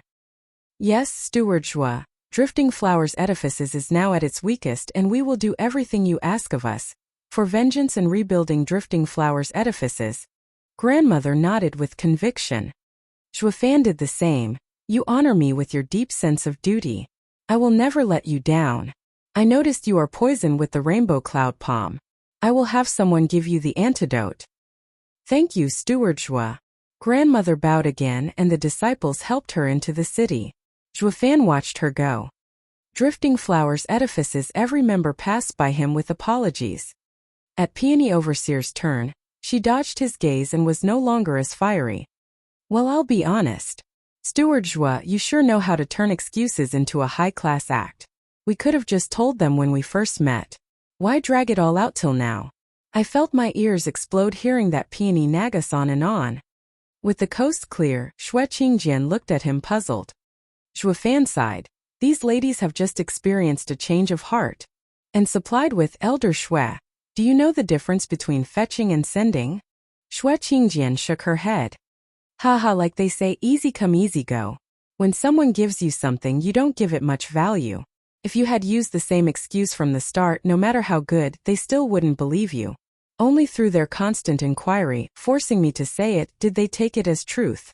And another thing, these excuses cannot come out from me. It has to be from a third party. That's why, Elder Xue. Thank you for your hard work along the way. Your ears must be in agony, ha ha ha. Zhuofan laughed. Drifting Flowers Edifices are in ruins, and my helping hand will be seen as God sent. Now that all doubts are cleared as well, they will trust no one more than me.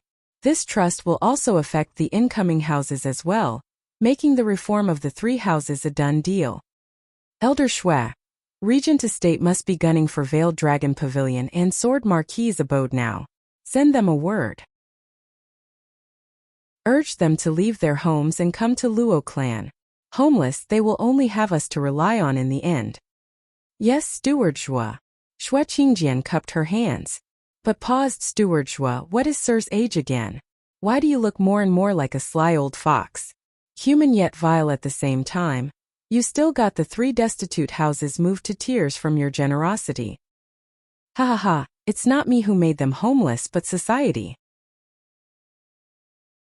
Zhuofan said, the signs of conflict and chaos have appeared. And I can't stop it. All I can do is stave off the anarchy at my gates. Elder Xue, you will learn in due time. What I have in store for them is for their own good. While I want them integrated and re-educated, everyone else would have them purged. Xue Qingjian just bobbed her clueless head. You're telling me it's common sense to thank the guy for wrecking your 1,000-year-old legacy? It makes total sense.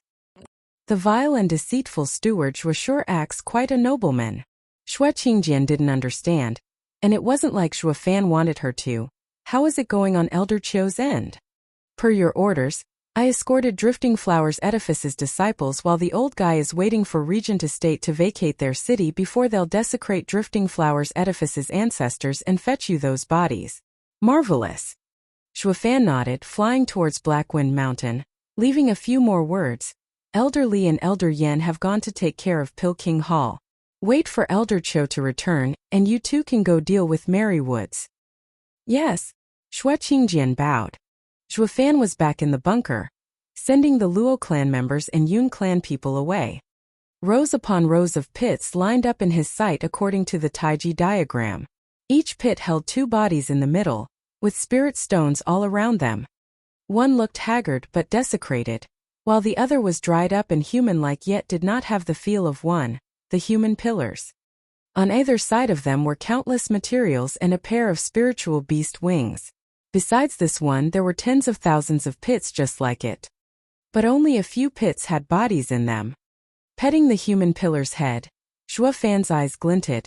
Around 10 years ago, I had Captain Peng train you, but you failed and turned cripple. I had Miss Lei teach you myriad breaths, while she called me a cruel monster knowing what it did. But I believe letting you live your lives as cripples was the ultimate cruelty. That's why I told her that even if you live a life worse than death, I'd still have use of you. That time has come. You won't be the strongest, but will reach your peak all based on your talent. You will make the empire see that you are no cripples, but great warriors.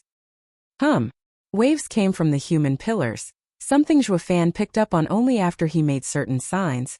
What's with the "can I move" questions? Ha ha ha, you will do more than that. More than your wildest dreams. You will become the Luo clan's strongest guards, Luo clan's pride and honor.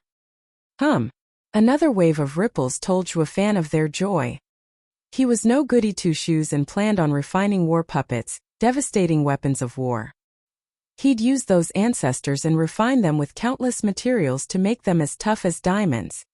As for the souls to operate them, that was where these loyal human pillars of the Luo clan came in. Because they were dead to begin with, even with the human pillars controlling them, they wouldn't be able to cultivate and were thus dubbed human weapons.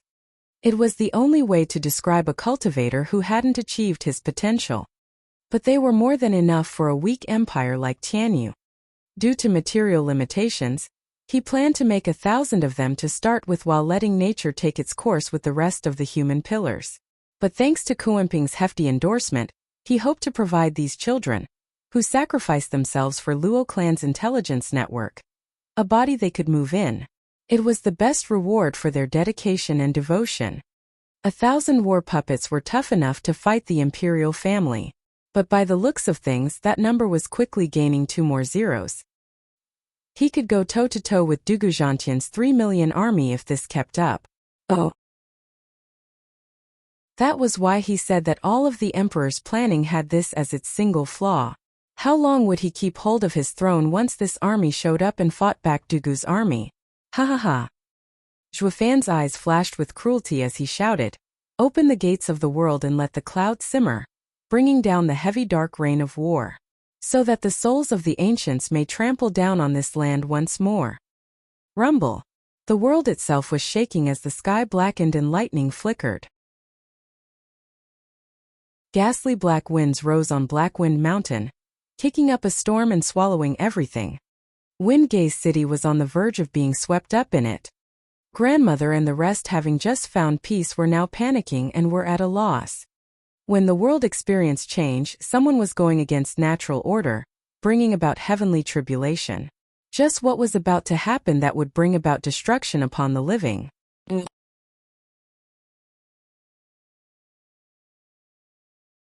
Chapter 437 Road Past.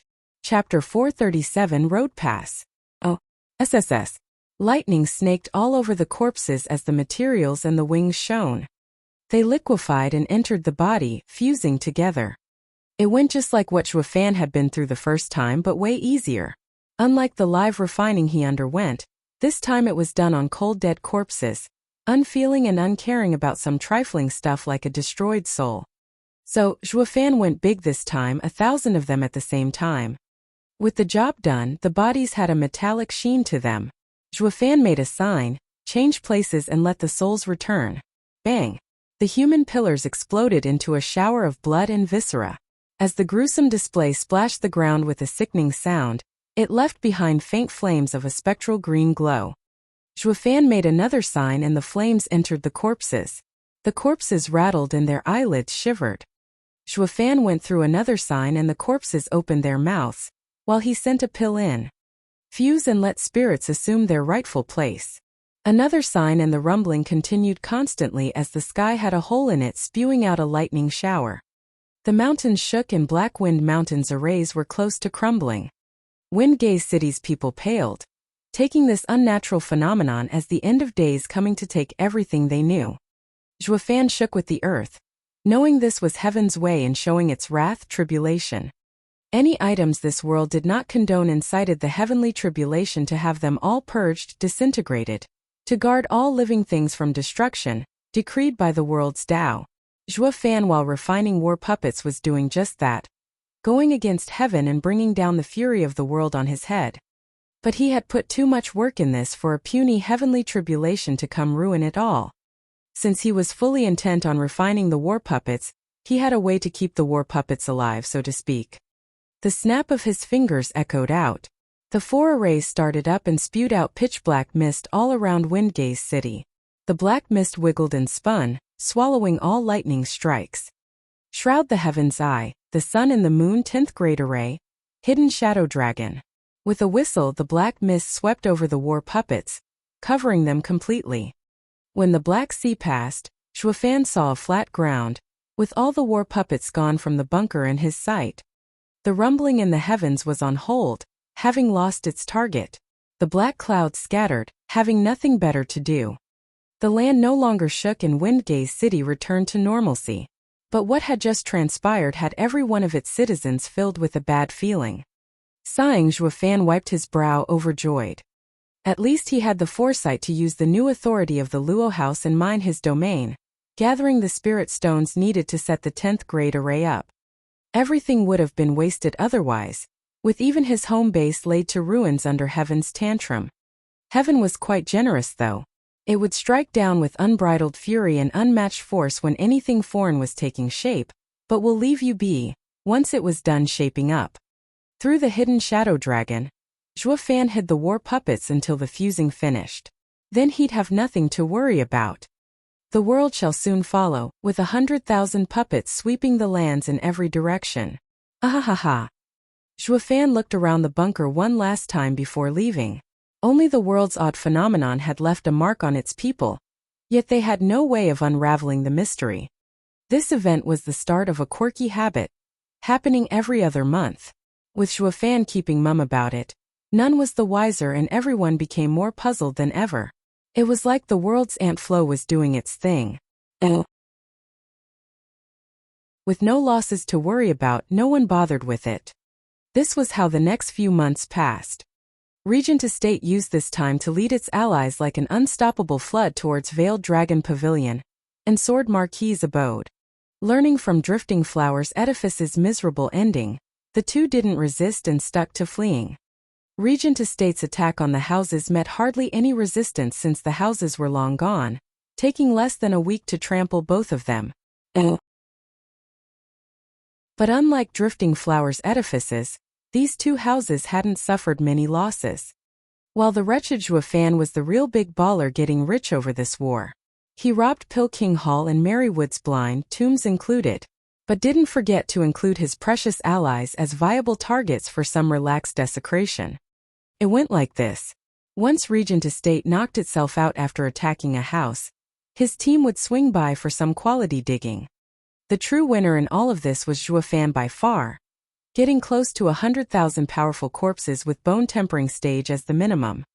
He had already refined tens of thousands of puppets. Just that none of his allies were clued in on this little tidbit, following him like good little doggies and blaming it all on Regent Estate. It was safe to assume that a heavy war would break out if they found out who was behind all this. Up till now, the foundation of the 7 houses laid in rubble as two sides formed. All that remained was a cruel and hard war for supremacy. Blackwind Mountain's main hall was packed with leaders of every house. Zhuofan and Luo Yunhai represented Luo clan, taking the main seat, while the rest were their 3 allies. Zhuofan glanced over them. The imperial family is beset with inner and outer conflict, while the Regent Estate is running rampant across Tianyu. Both camps are at a breaking point. War is knocking and we can't avoid it. Then we don't. We've suffered the past 1,000 years at their hands, and now they've even ruined our homes. Longzhou snorted. We didn't fall out all this time for the nation's sake. But now we have you as a brother Luo clan, and together we can fight them. We have you to lead us to destroy them. It is the only choice left to us. Yeah, we'll destroy them. The others echoed. The disciples of the houses present were all homeless, runaways in the truest sense and form. When they had nothing left to lose, why would they shirk from this? And with victory promising to restore their lands, they were all for it. War was the answer and their thirst for it only grew. Zhuofan put his trademark evil grin on. Perfect. He held his hand up for silence. Be assured, friends, we understand your plight. Our Luo clan's ancestral teaching is all about being righteous and moral to our neighbor. You've all helped us when we were at our lowest. We never forgot your great generosity. Now that you all are in difficulty, Luo clan will step forth and bring you justice. This is my declaration of war. We will fight them to the end. Oh! Fists were thrown into the air. Some sighed, praising Steward's loyalty and Luo clan's benevolence. Only Luo Yunhai turned somewhat pink, sweating buckets like every other Luo clan elder present. Granted, Luo clan's ancestral teaching was about righteousness, having heard Luo Yunhai and Luo Yunchang talk about it. But ever since Zhuofan took helm, that word was crossed out and written off from Luo clan's vocabulary, replaced with a better and truer aim, like self-interest to start with. Zhuofan used it just now only as a tool, but selling it with his pretty speech and heartfelt act, everyone was inspired, driven and filled with thirst for battle, to the point of giving their life for it. Funny enough, if it were plain righteousness, they might not be so keen on going along with Zhuofan. But with him being so despicable and vile to throw in some incentives for everyone, they were all in. Like Zhuofan once said, in this world where the strong ate the weak, going by righteousness alone would get one into a sorry dump, like the Luo clan when he found it. Understanding this, Luo Yunhai's eyes flashed and he rose. Everyone, as the clan head of the Luo clan, I will draft the declaration of war, to quell regent estate and give you all justice. With a dignified act and powerful voice, he drove an even stronger sense of camaraderie into their hearts. Zhuofan nodded inside. The kid grew up at last. Without darkness to back it up, light would be like dust in the wind.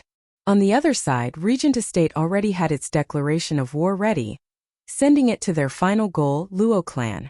The people cleared the room once the negotiations finished. Only Yuming stayed behind and Lung Wucheng smiled. Sir Yuming, I heard you were close to the second prince. He trusts me completely. Yuming nodded. Then please return to his side. We and Zhuge Changfeng have an understanding in place, but when it comes to that old fox we still need assurances and need to prepare a plan B. As we are about to go to war with Luo clan, there's nothing I would hate more than to have the imperial family stick its nose in it. Yuming squinted and grinned, ha ha ha. You are just like Zhuofan. Pausing, Ling Wucheng looked at him, ha I see. So he gave you a road pass as well.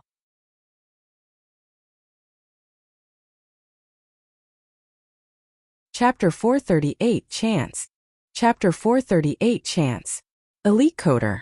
The declarations of war took wings, pasted across the streets of Tianyu and drove horror into the hearts of its people. Regent estate, by its imperial right, declared itself king. It would first rid the land of that traitor Zhuofan and Luo clan, vowing to purge the nation of its descendants, bringing peace. Zhuofan accused regent estate of its degenerate actions, deceiving, plotting and scheming in order to take the 7 noble houses for itself. Its crimes were beyond count. With the power invested in the Luo clan as the 8th noble house, they took upon themselves the duty of a ruler's loyal servant to rid the world of these heinous lowlifes, and to dispel the darkness. The average citizen looked more lost than ever. Tianyu was under Yuan clan's rule. Whoever marched in the name of the imperial family had righteousness by his side. The emperor had Zhuofan turn into a wanted man and regent estate was tasked to remove him. Everyone knew that. But from Zhuofan's declaration, it looked as if regent estate had made the emperor come to the wrong conclusion through coercion and slander. Sticking to the fact that loyal officials were usually framed by corrupt ones, Zhuofan claimed to be a bastion of loyalty. His wanted status was all due to regent estate's schemes and playing the emperor for a fool. He wanted to remove the corruption and allow the emperor to think clearly, hence the rise against regent estate. Zhuofan looked to have enough reasons to do it as well. But what got the entire populace staring blankly was who was in the wrong and who was right. It ought to be the imperial family who'd clarify this point, yet the sovereign was eerily quiet. It was the emperor who had issued a decree to have Zhuofan killed, but now he had turned a deaf ear. The great emperor feinted senility. For argument's sake, if he did speak out, would he have the reason to attack them both later? It was better to let them slaughter each other, and then finish them off in due time. As for who was right and who was wrong, it all came down to the emperor's decision. No. The emperor's plan was ingenious, fooling the whole nation. But one thing they did know was that Luo clan and regent estate were mad about putting the other one down. The noble houses with their long-standing legacy were leveled in a short time, leaving only these 2 factions. These small-time clans couldn't mess with any of these big shots. It was a safer bet to wait for the winner to come out before hugging their leg. Even though this action carried a slightly reproachful tone, it was way better than making the wrong choice and ending up a corpse in the mud. The emperor was shrewd, but the clans weren't that dumb either to get swept up by the vortex. Who cares who's vile and who's playing nice? The victor has always been and always will be, right? That old coot is playing deaf. You asked me to deal with Zhuofan and now you won't even back me up? Rotten bastard. Huangpu Tianyuan raved. Leng Wucheng smiled. Estate Lord, we knew this was coming. The imperial family wants to be the third party, so how can it give us just cause? It will only work to boost our forces. Not to mention he hardly has an excuse to deal with us. He must be thinking he has us and Zhuofan right where he wants us. Humph, delusions is what he has. Before he even gets the chance, I'll make sure his backyard burns. Huangpu Tianyuan slapped the table. Leng Wucheng smiled with a wise look. Zhuofan was laid back, waiting for the war to come knocking. He had figured out the imperial family's reaction ages ago, and had drafted that ridiculous and flashy deceleration for the same reason. He painted himself as the picture of loyalty, since no one was there to refute him anyway. Or Regent Estate would have taken the name of a loyal official to boost his ranks and he'd be left with nothing. This way is much better. I am as guilty as you are righteous, making this war fair and square. As for the imperial family throwing its hooks in, humph, his backyard won't be so quiet for long. With a twisted smile, Zhuofan looked in the imperial capital's direction, confident in his contingencies. Anywho, in the imperial palace, the emperor in his throne had a shifty look in his eyes now and then. Marshal Dugu, it's time. Order me, your majesty. Dugu Zhantian bowed. The emperor said, Marshal Dugu, with purging traitors as the reason, assemble 1,000,000 men. I'm sure you know what to do next. Understand. Sighing inside, Dugu Zhantian shook his head in defeat. The emperor wanted him to root out all traitors. As for who these were, he didn't say. It was the same as asking to kill them all. And the emperor was sure to have their list of crimes ready to publicize any time. But to go to war against his godson was something this OL marshal found toiling. But the emperor had given his order and he had to obey.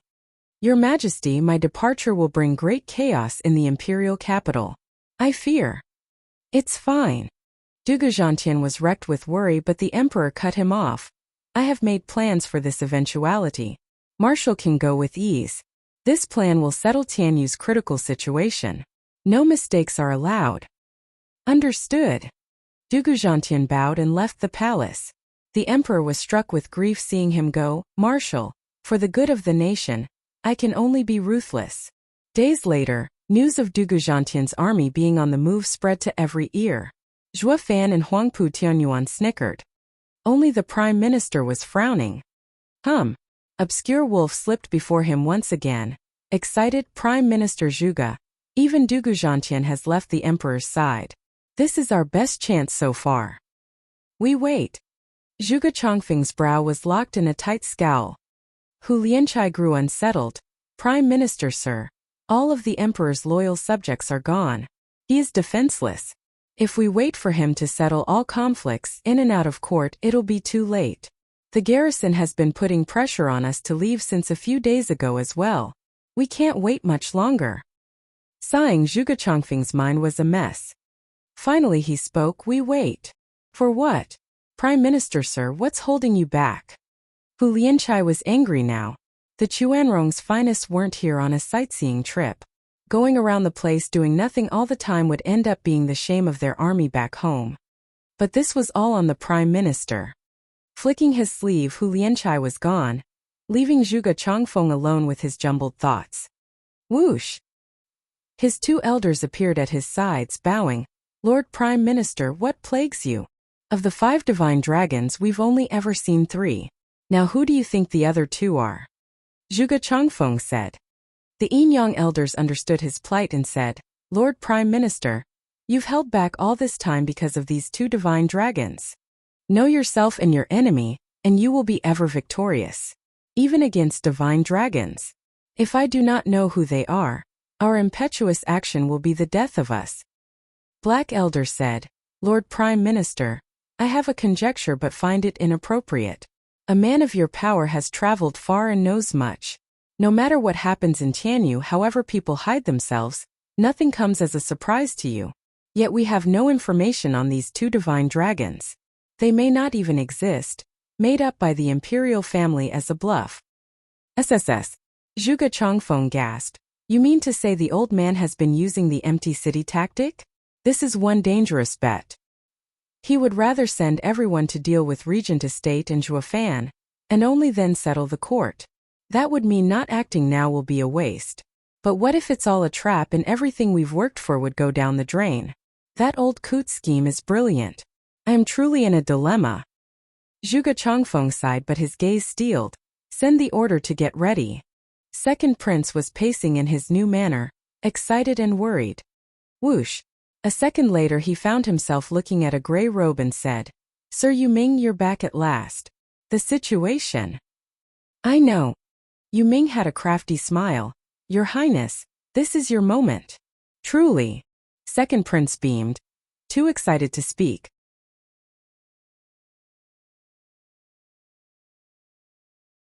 Chapter 439 Rebellion. Chapter 439 Rebellion. Oh, come night. Second Prince and Yuming were sitting in the main hall waiting for information. Below them were military officials, with the commander of the city guards in the lead. Since the emperor had left the safety of the capital in the Second Prince's hands, these men were his to command. To seize the throne and rule the lands, he needed a proper foundation. What's taking so long? Second Prince's feet bounced, waiting with anxiety. Yuming next to him shook his head. Second Prince wears his heart on his sleeve. How can he be ruler material? If by some miracle he gets the throne, he'll soon get kicked off anyway. Unlike the current emperor, who, despite being known as incapable, had his own thinking. He had toyed with Tianyu's old foxes for decades. A true master of the mind. Just how can such a father have a hothead for a son? Humph, that midwife must have been at fault. She must have dropped him on his head at birth. Smiley face, the literal translation. She had to have thrown away the baby thinking it was the placenta rather than the true baby. I.e., calling him brain dead. Yuming mocked him inside. Second Prince had no clue that his most trusted advisor had no trust in him at all, only waiting impatiently for the spy. Whoosh! A man appeared in front on his knees. Second Prince jumped to his feet. What's the situation? Your Highness, Dugu army has been marching for a month and is thousands of leagues away.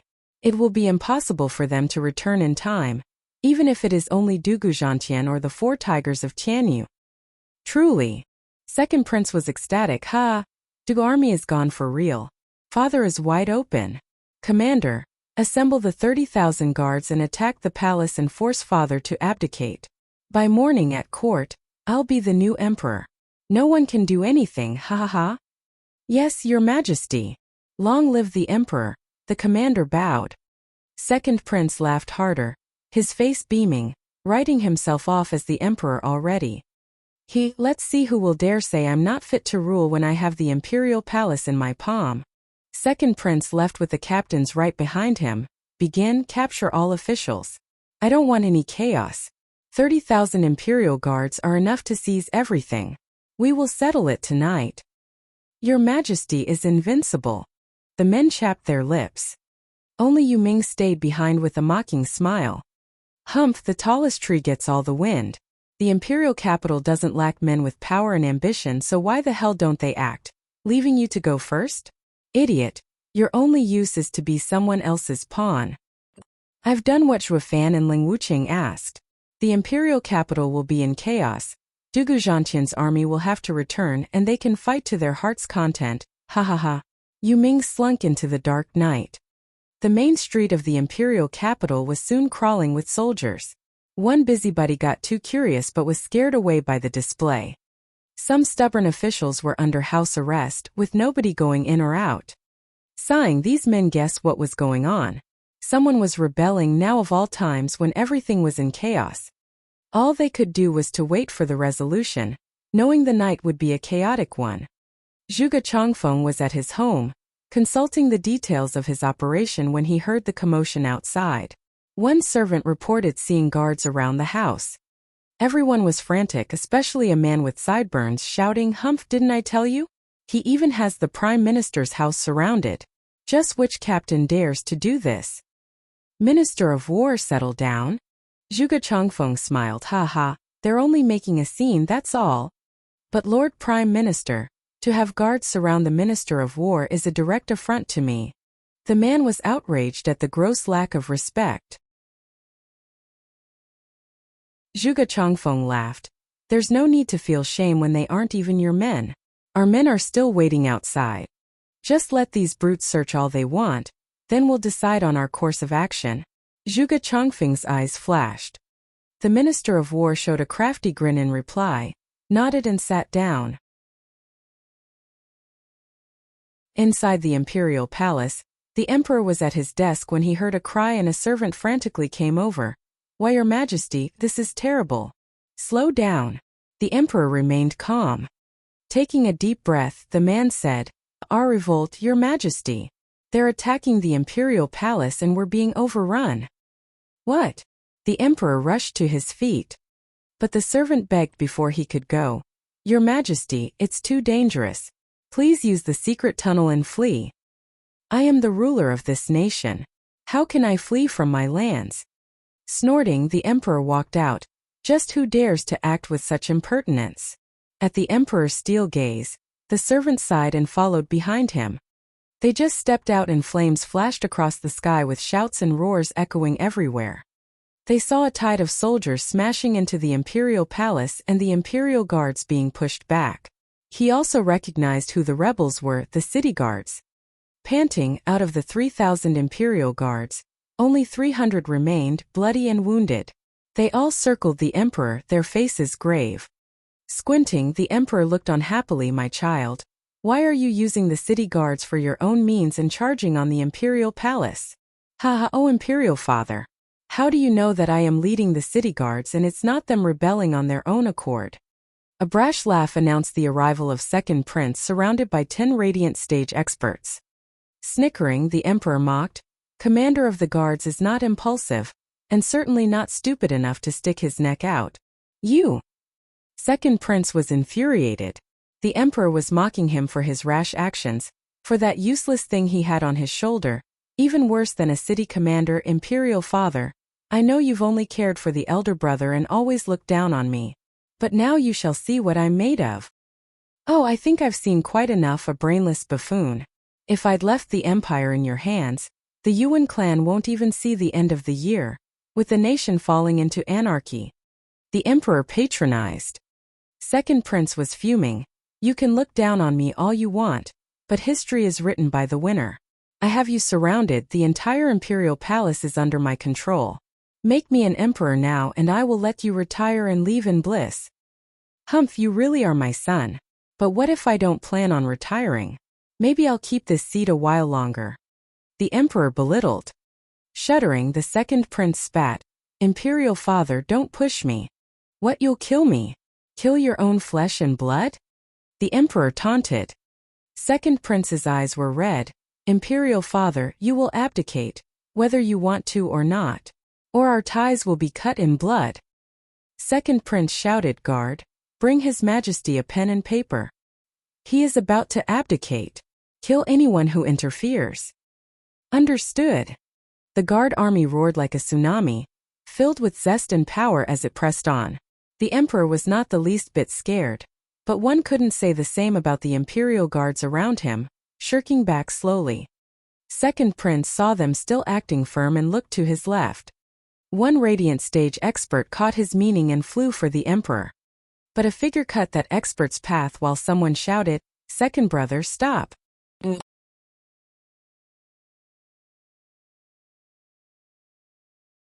Chapter 440 Oriole Behind.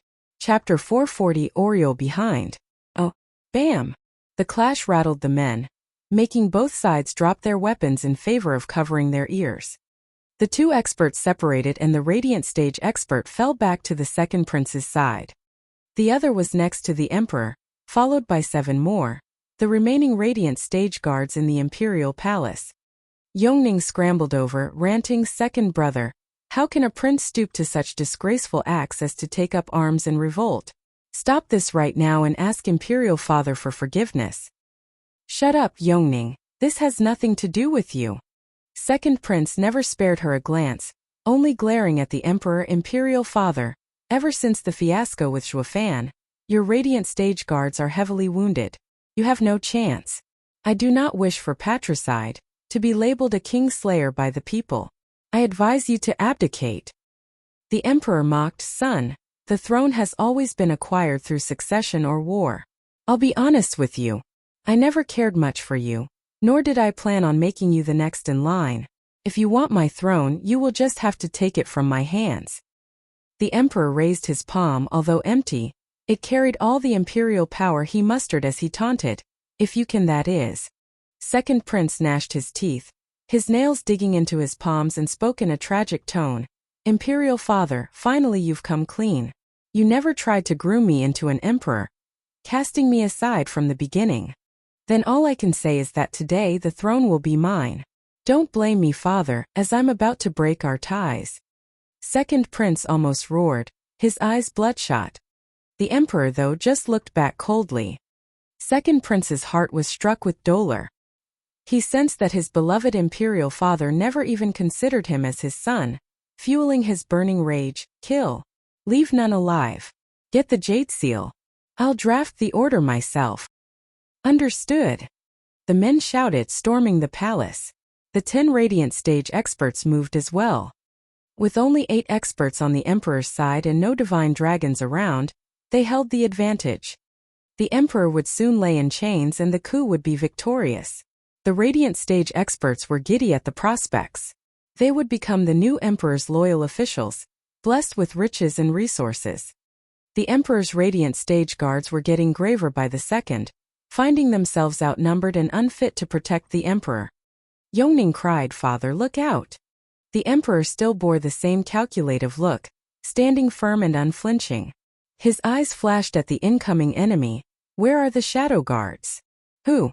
Black streaks flew from around the Emperor with eerie cackles. They moved onto the radiant stage experts like black clouds in the hundreds. All experts kept calm and retaliated, but their attacks went right through the shadows, having no effect at all. While the shadow guards relied on their strong souls and couldn't enjoy tearing into the enemy, they could at least mess with their minds and unnerve them. There was hardly a radiant stage expert among the shadow guards, but thanks to their creepy methods and their numbers, the enemy had no counter to their harassment. The Emperor's radiant stage guards were filled with bloodlust. With the shadow guards keeping the experts busy, the guards would rob their lives. They moved fast, jumped up in the air and came down under the cover of the shadows with a heavy palm attack. Second Prince's experts drew a trail of blood as they crossed the sky. As for the city guards, they were pushed back in but few moves from the radiant stage Imperial guards. Second Prince's experts could do nothing but lay there wounded. Watching their brothers breathe their last, the city guards' metal cracked and shuddered back. Oh! Damn those pestering shadows! Second Prince spat. I knew them to only be scouts, but they're actually so strong, even without the Shadow King around. Imperial Father, is this your last ace? Second Prince muttered. The Emperor's eyes flashed in disappointment. Son, know yourself and your enemy and you shall be ever victorious. You are truly a lost cause to fight your father without even knowing my hidden aces. Sigh, so many years have passed yet you never could fix this brash side of yours. Second Prince clenched his fists in denial. His mutiny might have less to do with reaching that fantastical throne, and more to earn his father's approval. Only to have neither. Second Prince, the Shadow Guards will overrun us. We need to fall back. One radiant stage expert, with blood coming from his mouth, advised, with the Imperial capital in turmoil, despite our failure, we will make a comeback as long as your highness lives. Comeback? From this mutiny here and now was his best chance. He took the city guards for himself and struck while the Emperor lay defenseless. This was as good as it was ever going to get. Failing now, he'd be hard-pressed to get a chance even remotely as good as this one. And yet, he looked at the fallen radiant stage experts of his, At the city guards being toyed with by mere hundreds of shadow guards, and the second prince closed his eyes in defeat. I've truly lost. Second prince, another expert urged. Flashing his eyes open, he steeled his voice, fall back. Second prince and his experts in the lead quickly made their getaway. Yet he turned his head at the emperor now and then as the city guards followed behind him. The emperor's eyes were struck with lamentation. After them, one radiant stage guard shouted, seeing them on the run. The emperor sighed, waving, leave him be.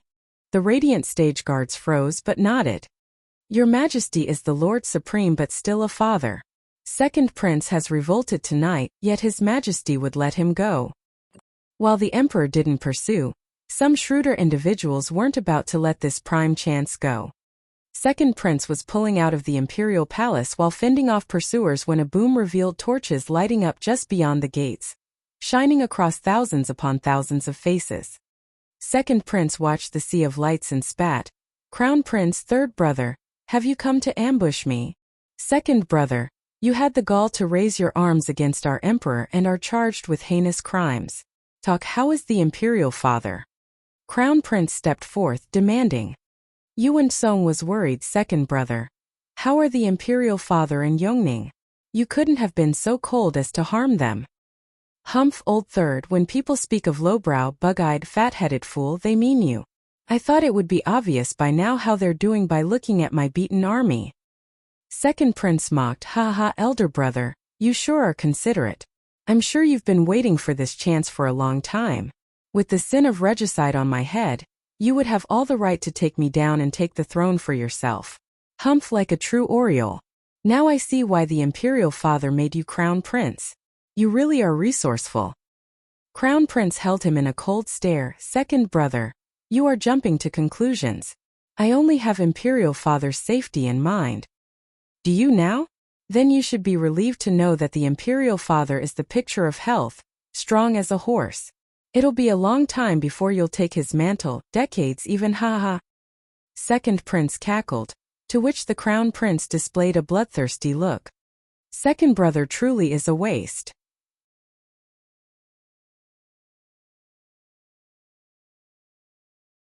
Chapter 441, Punishment. Chapter 441, Punishment. Oh, third prince was overjoyed to know that the emperor was unharmed. Elder brother, imperial father and Yongning are all right. We made it in time. And the heavens are by imperial father's side. Crown Prince nodded, looking calm, but when he saw the second prince, he barked, second brother, you stand accused of inciting rebellion.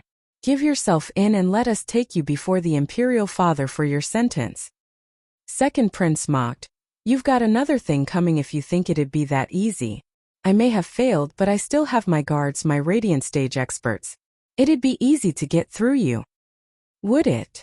Crown Prince looked down on him with a smile and shouted at the crowd, officers of the city guard, have you forgotten whose men you really are? You have taken up arms against your lord, but your name is still on the record. You may run, but what about your families? Will you condemn them to annihilation? Every city guard shuddered on hearing this and their morale plunged. Frowning, second prince picked up on the crown prince's trick and his eyes spat fire. Crown Prince snickered, addressing the men once more. You are all loyal soldiers of the nation, tough and hard-working. This is not how you should go down in history. You are also victims in this mutiny. Stand down, turn back, and I promise in my name as Crown Prince, that His Majesty will overlook this act of yours. You will keep your jobs. You will stay as city guards. Crown Prince. Second prince snapped, jumping at him with a 5th-grade spiritual weapon. Crown Prince was firm, facing him with a 5th-grade spiritual weapon of his own. Bam! Under the screeches of metal grinding on everyone's ears, they saw a terrible explosion as the second prince was pushed back and started spurting blood. He lay on the ground, pale and haggard. Crown Prince stood up with his weapon out, just like before, a cold smile on his lips. The only testament to his power was the cracked pavement underneath. Second prince. The radiant stage experts helped him up, while the city guards stayed away, as did the commander. Crown Prince had given them a way out. Picking up arms now would doom not only them but their families, their entire clans. The warm smile of Crown Prince showed them how much he appreciated their intelligence, and he now turned to the Radiant Stage experts. Every single cultivator only fights for resources, spirit stones and pills. Now that he has failed in his rebellion, what could he possibly give you? Give up and stand beside me. I will make you venerables. Or would you rather be on the run with my retarded brother? Ha ha ha, inciting a rebellion is a heavy crime, not something even a Radiant Stage expert would dare commit on a whim. Or he'd soon find himself hunted down by the Empire. Of course, if you think you're Gu Santong who could fight a nation, then by all means. With a shiver, the experts felt a desperate fear run through their blood. They were just average, not freaks of Zhuofan or Gu Santong's caliber to flip the table in the Emperor's face on a whim. It was all about power, something they sorely lacked. Without much suspense, they all sighed and left with hands behind their backs, towards the Crown Prince. Watching his men leave him one by one left the second prince with a sinking feeling, his gaze empty. Ha ha ha, see that? The moment you lose is the moment you have nothing. The experts, the city guards, they didn't do it for you but for that thing hovering over your head, the title of prince. Now that even that is taken away, you are nothing, just a lonely rebel. Your only choice now is to give up, ha ha ha. Crown Prince laughed at the second prince frozen on the ground. Not only was ruling out of reach, even his status was threatened. Third prince shook his head, sending 2 men to tie him up. His mind was still in shock, walking around like an empty shell only capable of regret and dread. The Emperor was back at his desk, lamenting. Yongning poured him tea, urging, Imperial Father, please cheer up. Second brother's merely blinded by greed, the power having gone to his head. He'd never willingly hurt you. Ha ha, I would have been happier if he did.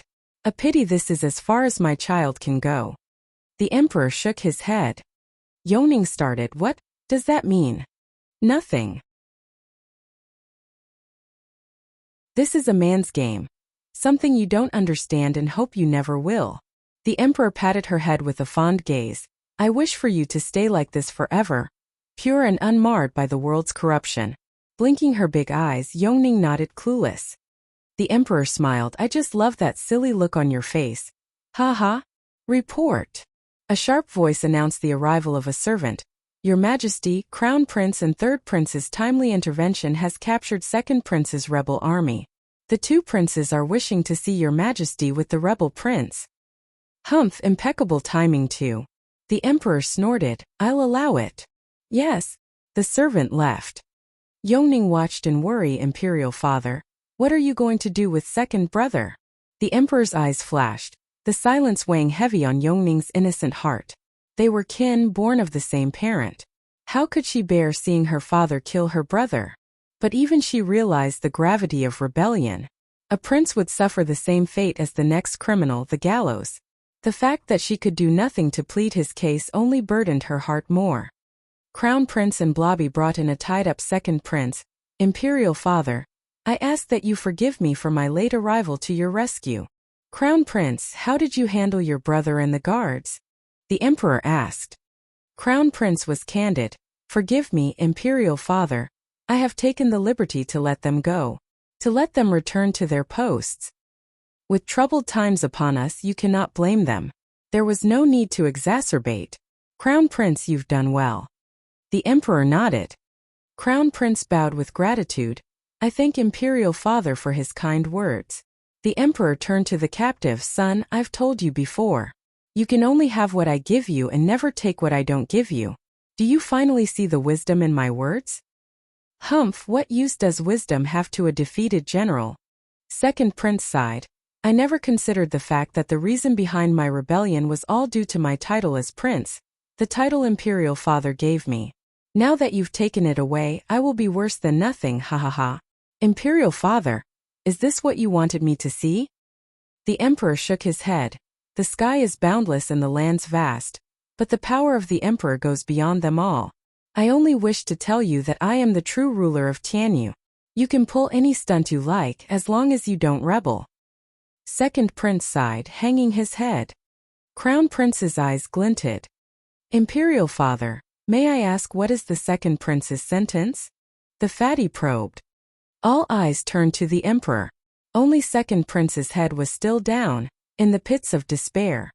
The emperor took a deep breath. Guards, throw second prince Yuanyong in prison, where he shall spend the remainder of his days. Second prince shuddered, incapable of believing his ears. He had rebelled and should have been given the news, so why? A father's love is boundless. You may find it in you to take my life for the throne, but I will never think for a second to kill my son. Take him away, the emperor mocked and sighed. Second prince never spoke a word even as he was dragged away by the imperial guards, but his eyes reddened. The fatty and Yongning perked up. Crown prince looked happy, but the emperor picked up on the discontent in his eyes. Crown prince, a lord needs to show mercy.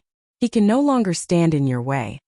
As both a warning and advice, the emperor spoke with a flick of his sleeve, sending them all away. Crown prince shuddered, his face gloomy as he shuffled away with a lowered head.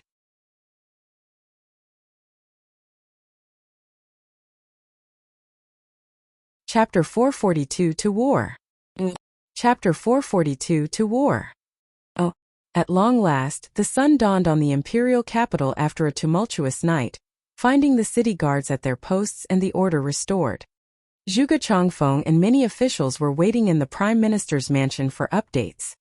A shadow burst in and whispered in Zhuge Changfeng's ear, causing his smile to widen. "Prime Minister, sir, what's the situation?" the Minister of War asked. Zhuge Changfeng shook his head. Like a true failure he is, the second prince could never live up to his majesty's ability. However, and he laughed, thanks to the second prince's tantrum, he left his majesty open to scrutiny. He is indeed playing the empty city tactic. All he has are some shadow guards and wounded imperial guards.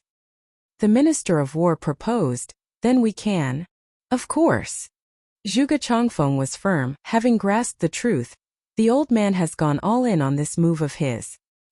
He has sent his forces to deal with those two, yet sits steady on his throne to blind us. He'd never guessed that his treasured empty city tactic is now in shambles. It's like the heavens are begging us to take this chance. Ha ha ha. Minister, our forces can begin. Take the imperial palace within the week. Zhuge Changfeng's eyes flashed, his voice stern. The Minister of War saluted, as did the rest of the excited officials. The time for a new ruler is upon us.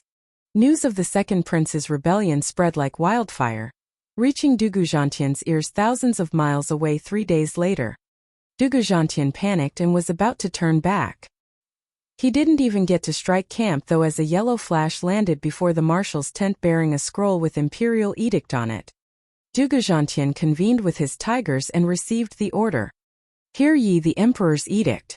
Marshal Dugu is to stamp out the traitors and press on with valor. He is not to return without results. The radiant stage messenger was one of the few capable guards the emperor had left. For him to come at this time spoke of the importance of this order. Dugu Zhantian took the edict. I am honored. May His Majesty live a long and prosperous life. And then he put on a heavy look. Is His Majesty safe? Rest easy, Marshal Dugu. Everything has been handled. Second Prince's rebellion was put down swiftly. The messenger smiled. Dugu Zhantian relaxed, yet was pensive. But this would have revealed all the forces by His Majesty's side. His aged face was filled with wrinkles from all the worry once more. The messenger spoke with admiration. Marshal Dugu is indeed loyal to a fault to the nation. To be frank, His Majesty's guard isn't looking good. But as you can see from His Majesty's decree, you cannot return. His Majesty is burning all his boats. For peace in Tianyu, he is willing to forego even his safety. Dugu Zhantian shook his head. The messenger nodded slowly. After he left, Dugu Zhantian looked at the thin paper in his hands for a long time. The emperor feared he'd rush back after catching the news of the capital, and sent this radiant stage expert. Any delay would not only promise a swift end to Zhuafan and Regent Estates' war, but would also give them time to recoup. There'd be no point in going then, turning into both sides losing. Dugu Zhantian was once again touched by his emperor's concern and struck out camp to set off. Only this time, his marching was faster, hoping to settle the matters here and get back to the imperial capital before anything worse happened. Meanwhile, in a deep ravine, Luo clan and Regent estate were each parked on the hills opposite of each other, each eyeing the other with the thirst for battle. Despite the declarations of war, despite the drive to quell each other, they still had some qualms about fighting, fears revolving around hidden traps. But time was of the essence, and the sooner they got this over and done with, the better. Which led to an accord to the face-off here, at Troubled Falcon's Gully, in a head-on and above-board manner. On the Luo clan's corner, besides Zhuo Fan and his radiant stage elders, there were experts from his 3 allies present as well. Each of them glared at Regent estate with rage and malice for destroying their homes, hatred consuming them. Regent estate's side was no different. Its allies mirrored the enemy's thirst for blood and deep rancor. It was by Zhuo Fan's grace that their homes were in an even sorrier sight. The desecration of their ancestors tended to bring out the worst in people. Who knew? Their hatred for Zhuo Fan went beyond bone deep at this point. It was in their DNA. They wished for nothing more than to put Zhuo Fan into a press and squeeze him for all the blood he had. Yet all they've been doing these past weeks was measuring egos by means of glares, with neither wanting to take the first step down this bloody war. It had the added effect of fermenting each side's hatred and testing their ever-thinning patience. That was the only thing they could do, as each side's allies were either under direct orders from Zhuo Fan or Regent estate. With no right to complain, they just had to wait and wait some more. Steward Zhuo, we've been staring at each other for weeks. When do you plan to attack? Grandmother found the limit of her patience once more and came to urge Zhuo Fan, as she had done many times till now. The other houses nodded. Zhuo Fan was laid back per usual in his comfy deck chair, his lazy eyes closed and his voice drawn out. Easy, we're still waiting for the right timing. Still? Until when do we wait? Until we become statues of liberty. Peony Overseer snapped. Zhuo Fan swayed in his chair. The same thing was going on at Regent estate's corner. Yu Wanshan and company were boiling, but Huangpu Tianyuan and Lung Wuchang reined them in. They were all a powder keg of emotions with nowhere to vent. Whoosh! 2 jade slips arrived at the camps. Zhuo Fan skimmed over it as Lung Wuchang did the same. The two were miles from each other, yet reacted at the same time and in the same manner. Ha ha ha, at last there's movement. What do you mean? Grandmother asked. Snickering, Zhuo Fan shot to his feet and barked, "Notify the elders. We attack at once." What? They were all baffled. He just asked us to wait, and the next second he is asking us to attack? Just what on earth happened? Nonetheless, they all began war preparations, eager to get the show on the road and the blood flowing. In quick order, rows of experts rolled out into the valley like a black cloud, glaring at the hill 1,000 meters in the distance. Huangpu Tianyuan and Lung Wuchang brought out their army as well. Zhuo Fan, Huangpu Tianyuan and Lung Wuchang's eyes met and they burst out laughing. We finally get to see today, when I can tear you to shreds, all to my heart's content. Zhuo Fan, it's high time you paid for taking away my son. Huangpu Tianyuan roared, to which Zhuo Fan only had derision. Huangpuan, let's see you try. Lung Wuchang fanned himself with a smile. Estate Lord Steward Zhuo, we are all bitter enemies here, with each side wishing to destroy the other. Just that there were so many interferences along the way. This is a rare occasion, with Second Prince's rebellion igniting the chaos, yet Dugu army still marching towards us. It won't be long before Prime Minister Zhuge acts as well and gets him to turn back. That only leaves the two of us, to tear into each other with a bright smile on our faces. Isn't it great? So why waste time with pointless chatter? We need to settle our grudges with speed and force, giving time for the winner to take the nation. As for the loser, it will become a stepping stone with no regrets. No regrets indeed. Zhuo Fan beamed. I never pegged Sir Lung to be such a bold man. All words now are useless. Everyone has come prepared, so what are we waiting for? Let's do some killing. No matter what hatred we had before, this battle is all that's important. Whoever stands tall in the end. What do you say, Estate Lord Huangpu? Huangpu Tianyuan beamed as well. Ha ha ha, rightly said indeed. Hatred aside, in the race for power the weak gets eaten. Why would the king of the world ever care about some petty squabbles? Zhuo Fan, you are a man of ambition.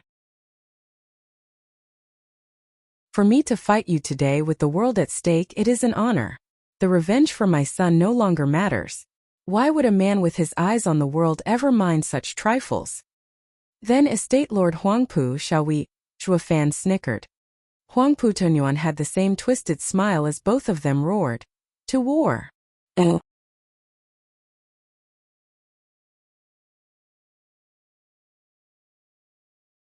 Chapter 443 General versus General. Chapter 443 General versus General. Oh. The leaders' roars rattled the skies and their men's ears. Men poured out from each side like black rain, bone-tempering disciples. The two sides' gazes were locked as the wave of men rushed past them and deeper into the valley. These men's eyes turned red, consumed by madness as they exploded with yuan qi. It took only an instant to brandish their weapons and hack their opponents. The entire troubled Falcon's Gully was saturated with people, in the hundreds of thousands, drowning any other sound with their endless manic cries for blood and death. There were rules to war. Soldiers went against soldiers, and generals paired with generals. As profound heaven experts and radiant stage experts were pretty much killing machines amidst bone-tempering cultivators, both sides agreed on having their disciples' battle ignored, opting instead to stare off their equals in cultivation just across the gully. They were the real targets. Killing bone-tempering disciples only brought disgrace. Safe to say, the killing inside the gully among disciples reached the heavens, while their superiors were still in a stare-down competition behind them. Huangpu Fenglei. Mad Dipper Li Jingtian stood out, bowing before the High Venerable. We didn't get to finish our last fight in the imperial capital. With this prime chance befalling, will you dare meet me in battle? Ha ha ha, Li Jingtian, you're on quite the high horse, shamelessly uttering those words to me. Correct me if I'm wrong, but weren't you under me? Laughing, Huangpu Fenglei came forward with an intent to fight and a condescending look. Li Jingtian grinned. Humph, that's all in the past. All I'm asking is if you would dare to come at me. Why wouldn't I? Huangpu Fenglei jumped in the air towards him. Li Jingtian laughed as he did the same. The two met with a resounding bang, blowing away the clouds for a mile around. Their clash was so loud that the house lords on each side had to hold their ears due to pain. Only radiant stage experts and the likes of Zhuo Fan and Huangpu Tianyuan kept standing tall and observing their duel. Huangpu Fenglei shone golden and 9 dragon images appeared on his sides, the peak of imperial tyrant body art. Li Jingtian flickered in darkness, enveloped in a black dragon image. He was using Wraithart's power to cover himself. Both were peak radiant stage experts armed with profound ranked martial arts trained to extremes. They were the brightest gems around, evenly matched. The surging powers at work here had the valley divided. One side was shrouded in a black dragon, with lightning crackling along its way, the other in glorious golden halo and imposing dominance. Yet neither could win over the other, stuck in a constant stalemate. Huangpu Tianyuan's brow trembled, sighing, I now know why Elderly threw his lot with the Luo clan. I don't even recognize this art. But for him to stand on solid ground against High Venerable, it goes on to show how much power it has. I can't fathom how the Luo clan could have such wonderful art. Had Elderly stayed in Regent Estate, he'd never have reached High Venerable's level even after training for a century in the incomplete Imperial Tyrant body art. But now... Ha ha ha, Estate Lord, I anticipated Luo clan might be complex. Elderly is no fool, and his complete loyalty to Zhuo Fan shows that he got something great out of it. It was his best choice taking the Luo clan's outstretched hand. Leng Wucheng smiled. Huangpu Tianyuan sighed inside. Zhuo Fan is a genius among geniuses. In under 10 years, he dragged a nobody third-rate clan up the stairs of power, turning it into a colossus. Ignoring him 7 years ago is my greatest failure. If only I knew, I'd have sent everything to cull him. Huangpu Tianyuan squinted. Zhuo Fan had a knowing smile, tracing 2 fingers on his neck as a taunt. Huangpu Tianyuan turned to look at the fight above. Humph, Zhuo Fan, be smug all you want. I may not have taken you out when I should, but your time will come soon, very soon. You aren't invincible. You have yet to taste my 9 dragons diamond body. Humph. Bang. The body cultivators in the sky had similar styles, unleashing one overpowered attack after another. It took but a second to exchange 10 moves. With no clear winner in sight, Li Jingtian was out of breath and bruised up. Huangpu Fenglei mirrored him in every regard, except for the shocked look. This was his first time truly going against Li Jingtian. It was natural to be overwhelmed seeing Li Jingtian's power reach his level after a mere decade. It used to take less than 10 moves to floor him.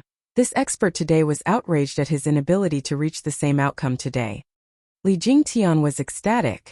He enjoyed the simple things in life, like challenging his ex-boss who could, at one time, deck him good. Li Jingtian grinned. Huangpu Fenglei, have you been losing your touch the past couple of years? You are not swinging your punches like you used to. Is old age catching up to you? Ha ha ha. Shut your pie hole. I'm only going easy on you and this is the thanks I get, mockery. In that case, I won't leave you with a shred of honor. Huangpu Fenglei went red from anger. Yet his heart was queasy since he did give his all. Anything more would mean staking his life as well. Did he really have to put his weary old bones on the line to get out of this? While he was having a hard time making a decision, Li Jingtian had already made his. He had set out to do one thing today: beat his ex-boss.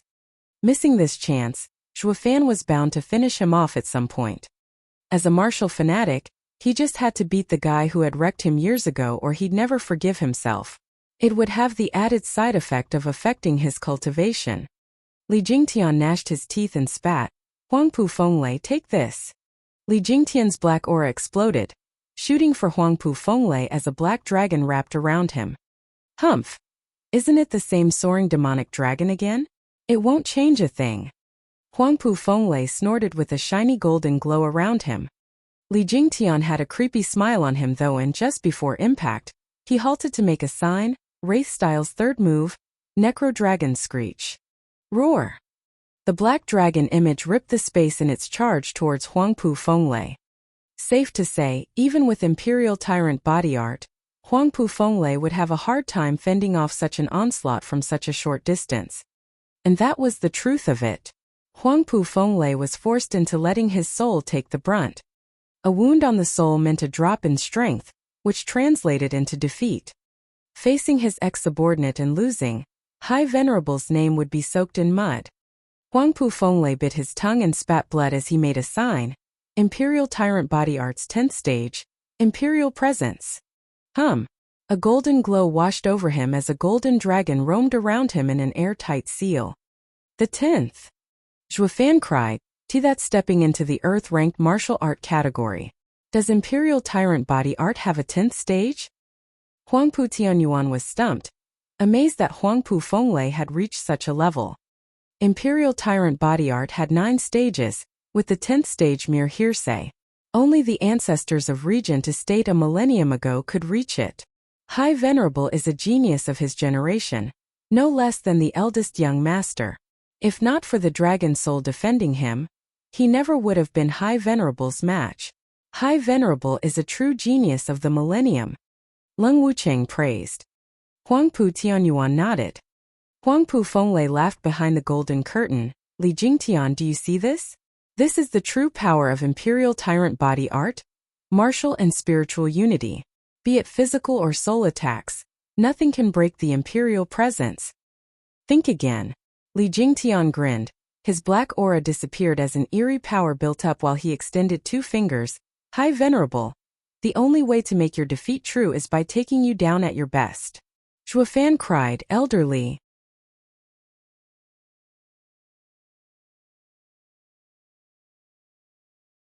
Chapter 444, A Martial Fanatic's Honor. Chapter 444, A Martial Fanatic's Honor. Oh, A dreadful wave shot from Li Jingtian's fingers. His face went purple, blood leaked from his mouth and the veins in his arms pulsed, ready to burst. Yet none of that could wipe the excitement off his face, releasing every ounce of power he had. That's the profound ranked martial art, Finger of Death. Sensing the energy, Qiu Yanhai cried. Ever since Steward Zhua has taught it to us, we haven't had much time to practice it. Yet this geezer has already mastered it. He really is the Mad Dipper. Xue Qingjian nodded in praise. Only Zhuo Fan sighed. Huangpu Fenglei, try this on for size. Despite sucking all of his yuan qi, the move launched quickly, leaving Li Jingtian's finger at his shout. Whoosh! With a series of bangs, something unseen came out of his fingers and went straight for his target. The roaming dragon was outraged. It grew dozens of times in size and retaliated. Its power, as if coming from heavens themselves, pressed on the house lords with such might. Fear festered in their hearts. Huangpu Fenglei, wrapped in his pillar of light, showed shock at Li Jingtian hiding such a killer move. The power of that soul attack went beyond Radiant stage, and not even with the help of Imperial Tyrant Body Art's 10th stage could he fend it off. Huangpu Fenglei was sweating, his big eyes taking on a heavy gaze. Qiu Yanhai and Xue Qingjian were panicking. Steward Zhuo, that's combination art. Zhuo Fan shook his head. The two were even more nervous now. But he's just one man? How can he perform combination art? Elderly may very well be the only one who can. Zhuo Fan sighed. Necro Dragon Screech and Finger of Death are soul profound ranked martial arts and can be combined. But to do that, both have to be executed in tandem intrinsically at the same time. Even you two will find it hard to achieve it. But with Elderly knowing both of them, combining them is not the issue here. Zhuo Fan's frown deepened, gazing at the aged figure above. Different martial arts imply that yuan qi takes different paths through one's meridians. When you launch an attack, there's always a pause before the next. Elderly, I'm afraid, pulled out all the stops, unleashing the arts at almost the exact same time. This translates into broken meridians from the clashing flows of yuan qi, and you'll be crippled. Elderly may have achieved it, but his body is finished. What Elderly?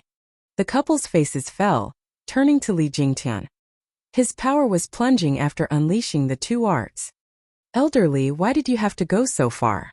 Huangpu Fenglei is strong but not invincible. There's no hatred between you two, so why must you pay the ultimate price?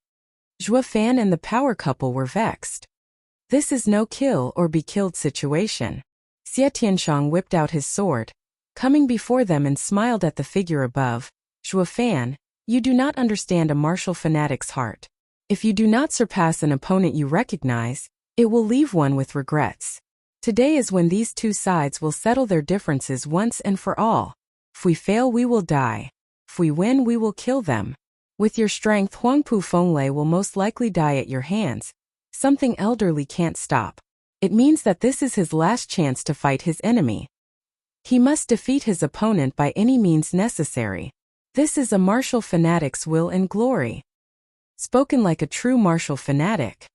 The people watched Elderly pant, as blood kept pouring out of him. But his eyes were full of joy, his smile wide.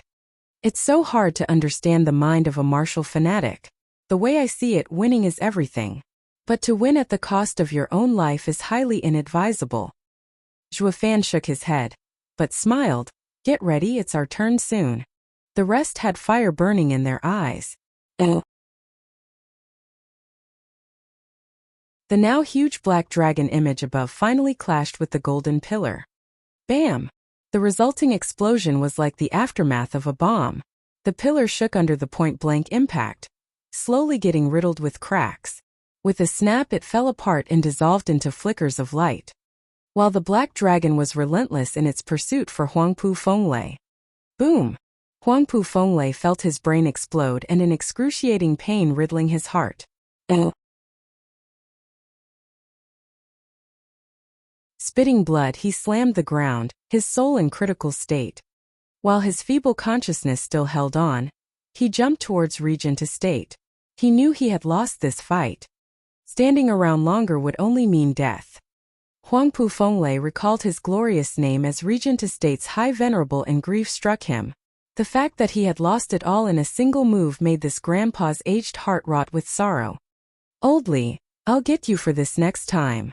Li Jingtian had no time to wait that long. His wretched body had already passed the point of no return. He had to fulfill his wish no matter the price. Blackness exploded from Li Jingtian once again, but so did blood. He bore through the pain as he jumped at Huangpu Fenglei, Ha ha ha, High Venerable, let's settle our grudges. Wraith Style's first move, Soaring Demonic Dragon. We never had any grudges. It's you who is so pig-headed to push it this far. Huangpu Fenglei saw the black figure chase after him and was stunned and puzzled. He noticed Li Jingtian's odd situation. You should lick your wounds first. We have no hatred. So stop forcing yourself to come after me, alright? Huangpu Fenglei felt like crying, unable to make sense of it all. He'd never guessed that Li Jingtian operated on much simpler motivations, to kill him with his own two hands. High Venerable. Huangpu Tunyuan shot forth, bringing joy to Huangpu Fenglei's eyes, Estate Lord. Zhuofan's eyes flashed golden in the nick of time, cutting Huangpu Tunyuan's timely aid short. Zhuofan. Huangpu Tunyuan gnashed his teeth. Zhuofan grinned. Elder Li is on my side and I will respect any decision he makes. You won't be going anywhere. Humph, we'll just see about that. Huangpu Tinyuan's right hand was enveloped in a golden dragon image for a second before turning into a scaled claw and attacking. The sharp talons whistled through the air. Transformation, Earth Dragon Claw. He knew this move all too well, since he had as well courtesy of his own dragon soul. So Zhuofan responded with the same coin. Clang! The clash resulted in screeches grating the ears of others. The two separated, finding the clash even. Zhuofan beamed, so you did train in Nine Dragons' diamond body. But that can't be all that a legendary Earth-ranked martial art can do, right? Ha ha ha, Zhuofan, this is all thanks to the Bodhi root you got for us. But I won't be going easy on you. You are destined to die today. Is that so? Zhuofan chuckled, followed by a shifty smile.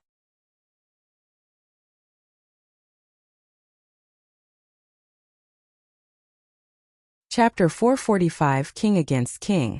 Chapter 445 King Against King. Oh, Estate Lord, save me. Seeing the manic Li Jingtian fast approaching, Huangpu Fenglei swallowed his pride and begged for help. But with Huangpu Tianyuan and Zhuofan doing the tango, help was on hold. To settle this battle, all Huangpu Tianyuan had to do was squash Zhuofan. And with the target right in front of him, victory was not something the life of a High Venerable could outweigh. Safe to say, High Venerable's cries for help went unanswered. Lung Wuchang had a contingency set for just this possibility, calling for the rest to move in. Zhuofan had the Estate Lord blocked, but what about the others? Dozens of Radiant Stage cultivators and Profound Heaven experts shot for Huangpu Fenglei. Regent Estate's 20-plus venerables were even faster. Anyone would panic when their boss life was on the line. Zhuofan moved seeing the crowd and Huangpu Tianyuan stepped in to block him. Zhuofan chuckled, not minding it in the least. Whoosh!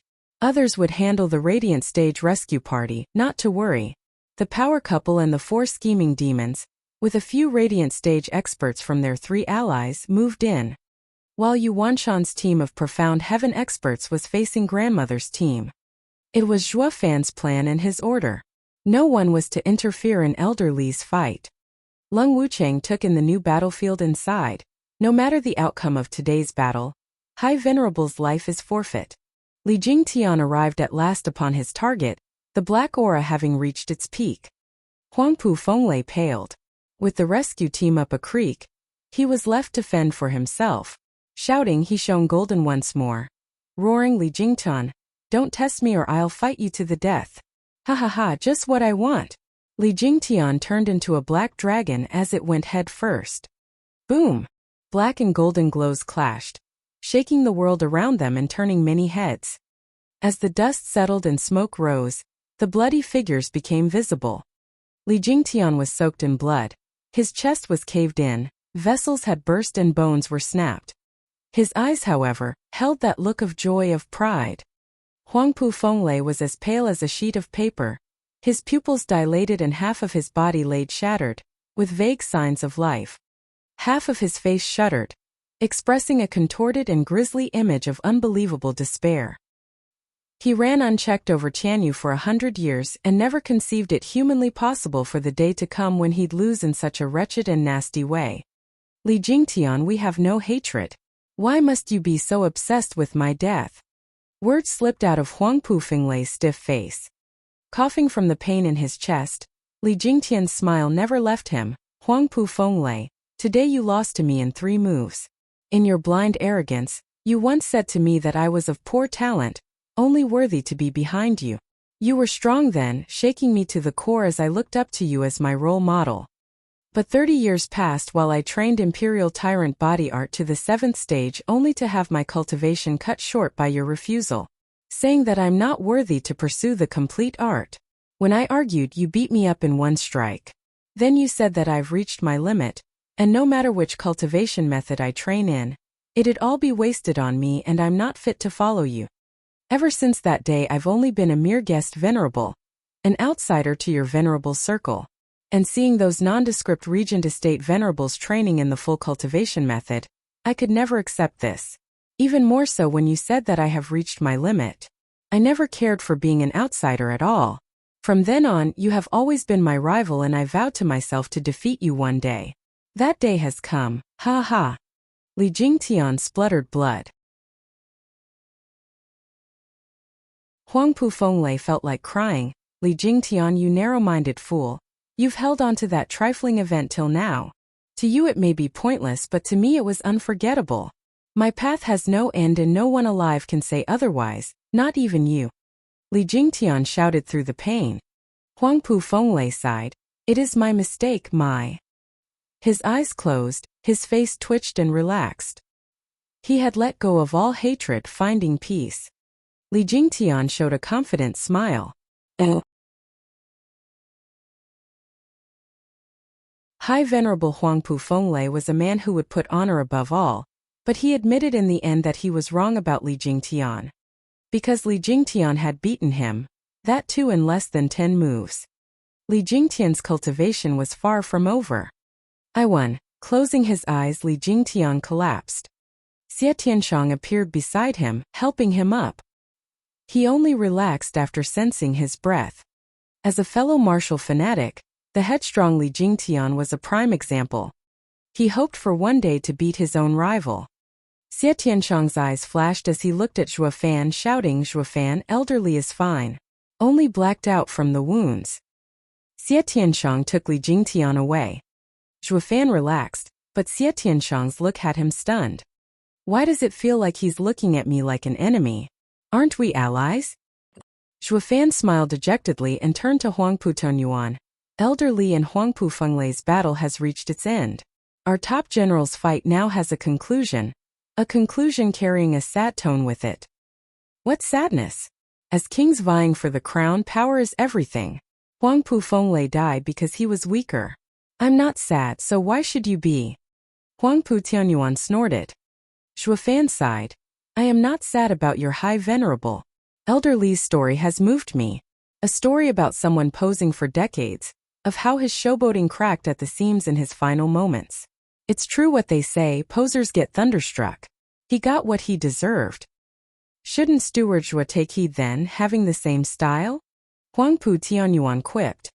Zhuo Fan scratched his nose and nodded. Yeah, after Elder Li's lesson, I think it's best to not only kill those posing in front of me, but also those I'm posing to. Now that you mention it, Estate Lord Huangpu, have I ever posed with you around? Always, but can you kill me? Huangpu Tianyuan raised a taunting eyebrow.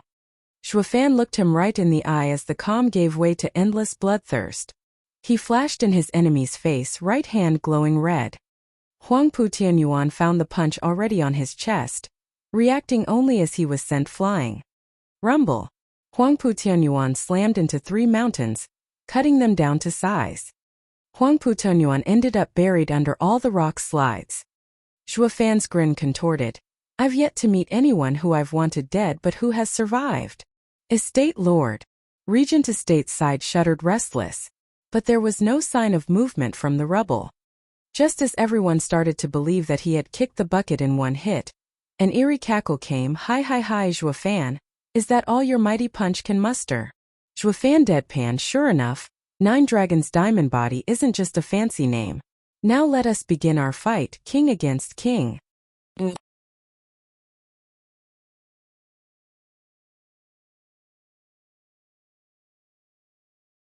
Chapter 446, Unbreakable Diamond Body.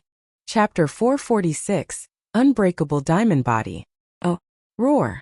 Dragonic cries echoed from the rubble, 8 of them. The dust around glittered as a golden glow reflected off it, flooding the entire sky. The thick dust had no chance at containing the mighty light show. Zhuo Fan watched the display, fully on guard for anyone or anything that might jump at him. Bam! The rubble pile made of 3 ruined mountains erupted, sending rocks around at breakneck speeds. It took just a blink for the faint figure within that rubble to go from there to over here. The sight of it sent everyone gasping. Calling it a human was putting it mildly. It had the head of a dragon, for sharp talons designed to claw the heavens, covered in scales and with a steel-like whip to boot. That thing was a man-eating savage beast. 9 dragons diamond body, full body transformation, unbreakable diamond body. Zhuo Fan gasped. Huangpu Tianyuan cackled. This is the pinnacle of dragon transformation. 4 dragon souls have become earth dragon claws, 1 earth dragon body, 1 earth dragon head and the last, earth dragon tail.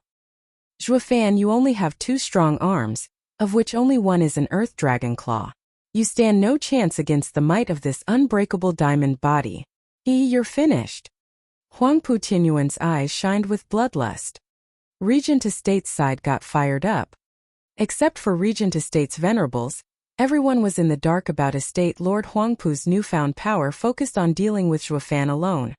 The worry of how to deal with an exemplary freak like Zhuo Fan was now gone, giving way to confidence. Estate Lord's indifference at High Venerable's death became obvious now. He had upgraded himself to the ranks of freaks. Regent Estate's morale was at an all-time high with victory in sight. While this had the opposite effect on Drifting Flower's edifices, Veiled Dragon Pavilion and Sword Marquis's abode's side. It went beyond their predictions for Huangpu Tianyuan to come fully trained in 9 dragons diamond body. That made relying on Zhuo Fan to score a win for them somewhat problematic. Anxiety was building. Only Zhuo Fan was casual. Of the 9 dragon vein souls, 1 was his and the 8 were right in front of him. But this guy has only used 7 in his transformation. Is there perhaps 1 more transformation? What will he turn into then? Taking in Huangpu Tianyuan's monstrous visage, Zhuo Fan failed to see what other transformation could be added to it.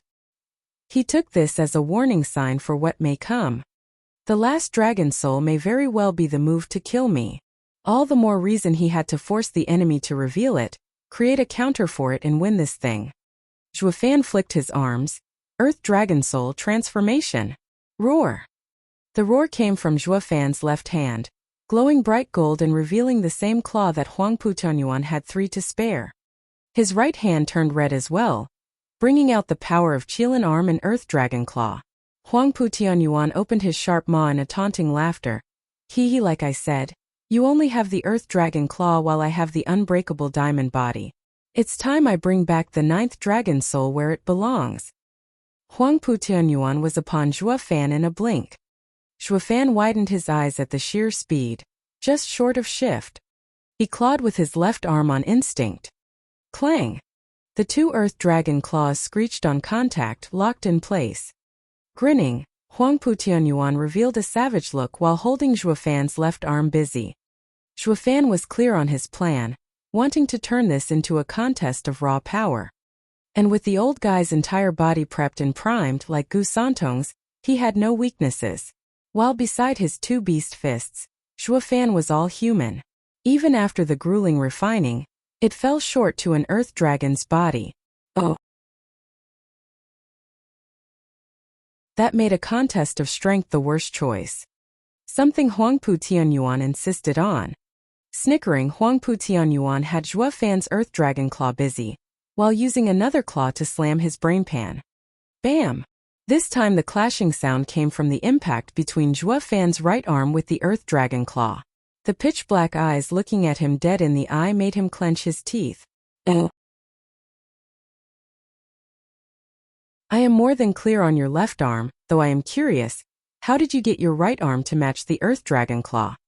Quite a fine specimen. I guess I'll just have to rip it out of your cold dead body.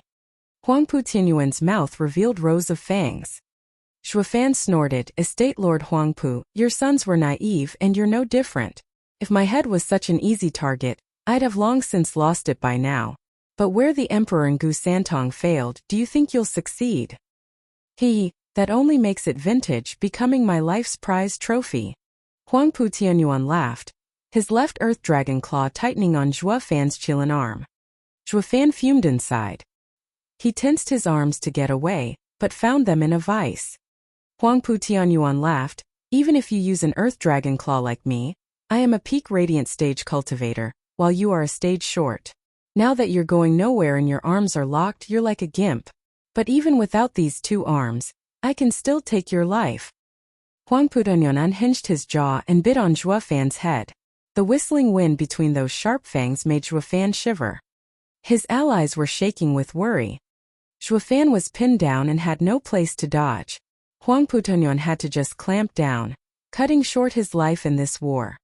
Zhuo Fan squinted, his brow soaked, waiting for the last moment as he stared into the mouth of darkness and found the tooth decay of logic festering therein, before ducking his head. Bam!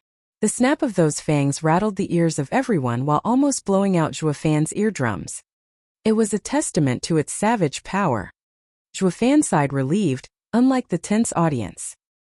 He had made a lucky escape, but his position was still very much precarious. His hands were still in deadlock, making him easy picking for the monster looming above. Zhuo Fan struggled, but those arms just wouldn't budge. Huangpu Tianyuan toyed with him. Steward Zhuo. Everyone reaches their end and today it's yours. You dodged my bite from above, but how will you escape when I attack from below as well? Huangpu Tianyuan opened his mouth again as the tail whipped at Zhuo Fan. The shrill sound that tail made as it traveled stung his mind and vexed his heart. It was more than capable of splitting his head down the middle, but dodging it would put him right between those fangs. Zhuo Fan was pushed into a corner. Luo clan was worried for him, their hearts in their throats. They wanted to come to his rescue, but with how not even Zhuo Fan could overpower Huangpu Tianyuan, their odds were slim at best. Regent Estate's allies had it better, everyone smiling at Zhuo Fan's plight. They'd see the hatred for their ancestors' desecration be repaid in full. Estate Lord Huangpu reigned supreme. Yu Wanshan and others got to an early celebration. But in the face of such a problem, while tied and facing the jaws of death, Zhuo Fan showed no fear. Maybe his flashing right eye had something to do with it.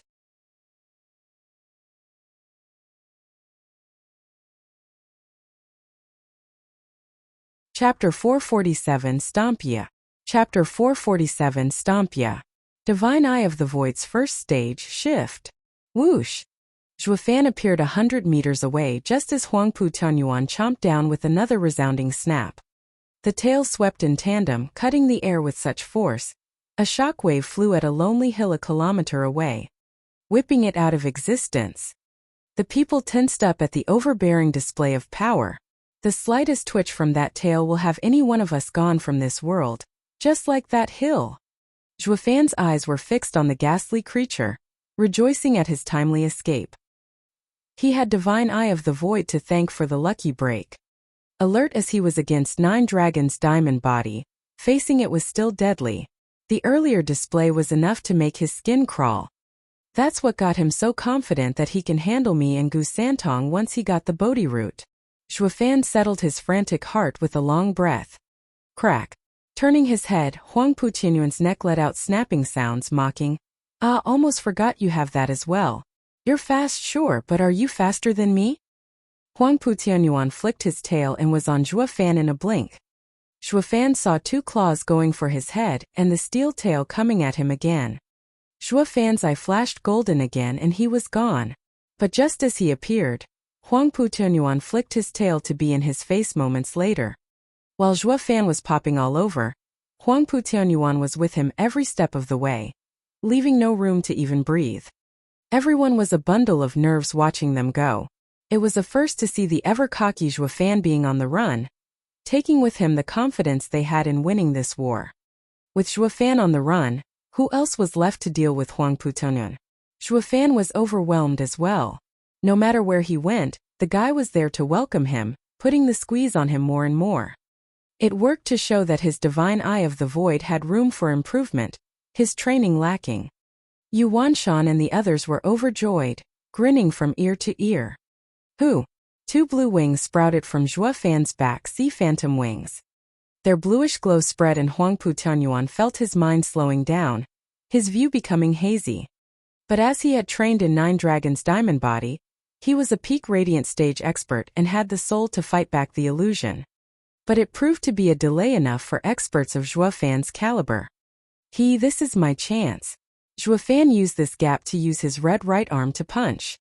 Bam! Huangpu Tianyuan was blown away. Zhuo Fan's mouth curled up, but then his face froze and trembled, and no way. The mighty Qilin arm actually. Rumble! Huangpu Tianyuan tumbled in the air a few times before getting upright again. He looked at his chest and grinned.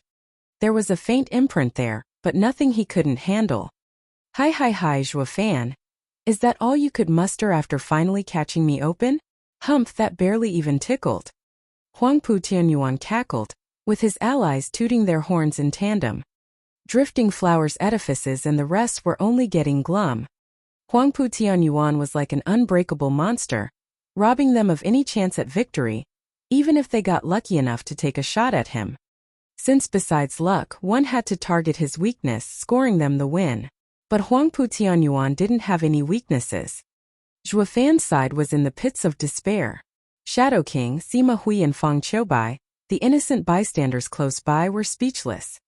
We all sensed Huangpu Tianyuan was reborn, but never imagined he'd train in 9 Dragons' diamond body. Zhuo Fan can't do anything. Shadow King sighed, if this keeps up, it'll be Regent Estate's victory. And Huangpu Tianyuan becomes our greatest threat. Sima Hui sighed. We would have lent the Luo clan a hand earlier if we had known. But now Huangpu Tianyuan has an overwhelming position, and this will only make dealing with him harder. The others nodded and Fang Qiubai said, Gu Santong may be the only one who can fight him, but ever since he went after Zhuo Fan, the bugger has gone missing.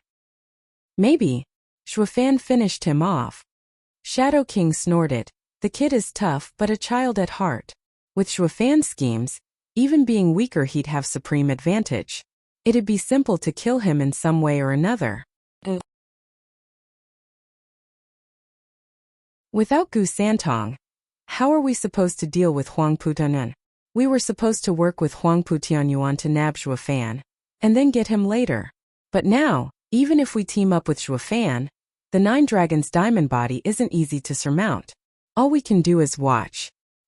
His Majesty's plan already has deviations. Sima Hui sighed. Shadow King nodded, don't be so sure. We still have 2 more people. Who? Sima Hui asked. Shadow King's eyes flashed in anger. His Majesty's 5 divine dragons are real, and he does have 2 experts back in the imperial capital. They were tasked to constrict Gu Santong, but by the looks of things, they'll be going against 9 Dragons' diamond body. What? The 2 cried. These 2 divine dragons were in the dark about this, while Shadow King knew them quite well judging by his tone. Shadow King smiled at their bewilderment and recalled out loud, they're old friends of mine in a way, and more than worthy to be called divine dragons. It's natural to not know about them since you came later. Wouldn't you have been quicker to leave His Majesty's side otherwise, knowing he'd be defenseless? The 2 exclaimed. It's all part of His Majesty's plan. But they've been by his side for so many years, yet the Emperor not once let it slip about the extra 2 divine dragons. It went to show how uneasy he felt about them. The 2 sighed, souring inside. Back to Zhuo Fan, he glared at his enemy. Plans running wild in that head of his. His right arm shone brighter. He still won't give up? Stop wasting time, I am invincible. You can struggle all you want, but your destiny is to lie dead at my feet. Zhuo Fan, there's no getting out of this one. Huangpu Tianyuan's eyes flashed with savagery. Zhuo Fan snickered, flicking his shining red arm. Who can tell? Since my punch does nothing, I'll just have to stomp ya. Stomp! Huangpu Tianyuan glanced at his legs in derision. You only have powerful arms. You think your puny legs can do what your arms can't? We won't know until we try. Humph. Zhuo Fan's twisted smile came. Huangpu Tianyuan's common sense was tingling, but seeing how Zhuo Fan's latest tricks were for naught, He had stopped paying it any attention. No matter how sly and slippery Zhuo Fan was, in the face of true power, it was all moot. Huang Putuanyuan swished his tail and shot for Zhuo Fan. The latter used shift to pop 100 meters above. Huang Putuanyuan flicked his tail to go after him. Just as Zhuo Fan's mouth curled into a creepy smile, his red right arm smashing down at him. Huang Putuanyuan scoffed, using an earth dragon claw to block. On contact, the red fist exploded in size, changing its shape from a fist into a spiritual beast's hoof. In the face of the rippling winds, the ridiculous power and boundless might, Huang Putuanyuan knew he had fallen for it good. With Zhuo Fan coming from above and him from below, it was far too late to dodge. The red hoof even brought along a sense of danger. He hated himself for not keeping his guard up around this punk. Zhuo Fan was laughing. Huang Putuanyuan, I'll trample those old bones of yours. Tangible projection, soaring Qilin leg.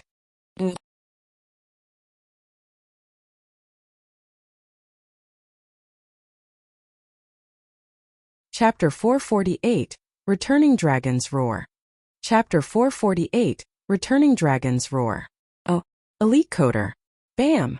It looked like a hunk of rock was coming down as the red Qilin leg impacted Huang Putuanyuan's face, stomping down hard enough to crack something, going by those sounds. Huang Putuanyuan put up all four claws, but nothing had any damn use in stopping it. He kissed the ground so hard the shock wave engulfed the battlefield. Many experts spat blood from it, taking some much-needed safety distance. The dust rose and covered both of them. As the dust settled, light showed a horrifying scene. Zhuo Fan's right arm had turned into a 100-meter-tall blood-red pillar. It stood upright and tall as it held up the sky. Zhuo Fan was so tiny next to it, making the contrast sharper on how a human being could release such a pillar. Shadow King's side was dumbstruck. Just when they thought they'd seen it all, Zhuo Fan had to get freakier with an even crazier move. That's what he meant by stomping. He has a third leg. But what kind of savage beast has such power? Staring at the 7th-level spiritual beast wings on Zhuo Fan's back and at the hoofed right arm, it got them wondering. How many inhuman parts does he have? Monster! They all thought of it, gulped and shook with fear. Zhuo Fan was still within the limits of a human monster up till now, but he had gone beyond with this display. No one there took this conclusion as a good thing. Drifting Flowers Edifices, Veiled Dragon Pavilion and Sword Marquis abode jumped in fright, albeit happy at the reversal. He finally had the upper hand against the 9 dragons' diamond body. His advantage was directly proportionate with their odds at winning this war. Yuanshan's side slumped, their hearts a mess. Just a minute ago, they were hollering that Huang Putuanyuan had surpassed the freaky Zhuo Fan, only to find out that Zhuo Fan was in fact a human-faced monster. How do you top that? You can go full Earth Dragon for all I care. You still can't take even one of his hits. Yuanshan's side found their earlier confidence maybe just a tiny bit premature. Every single move of Zhuo Fan is filled with mystery and tricks. You can't take him down so easily. Zhuo Fan had better things to do than to mind them, like smiling evilly. The Qilin leg stuck deeper into the ground, compressing hundreds of meters into a mere dozen. Yuanshan and Regent Estate's venerables felt like crying. Unknown as was the fate of their estate lord under that hoof, but now they wondered if there'd even be a corpse left. If you go on trampling anymore, we won't even find a bone left. That's just barbaric. Zhuo Fan's belief was that true ruthlessness grasped certain victory. Crack. Zhuo Fan just kept on pushing, snapping the bedrock like twigs. Each sound only helped drive fear and dread into Yuanshan and allies.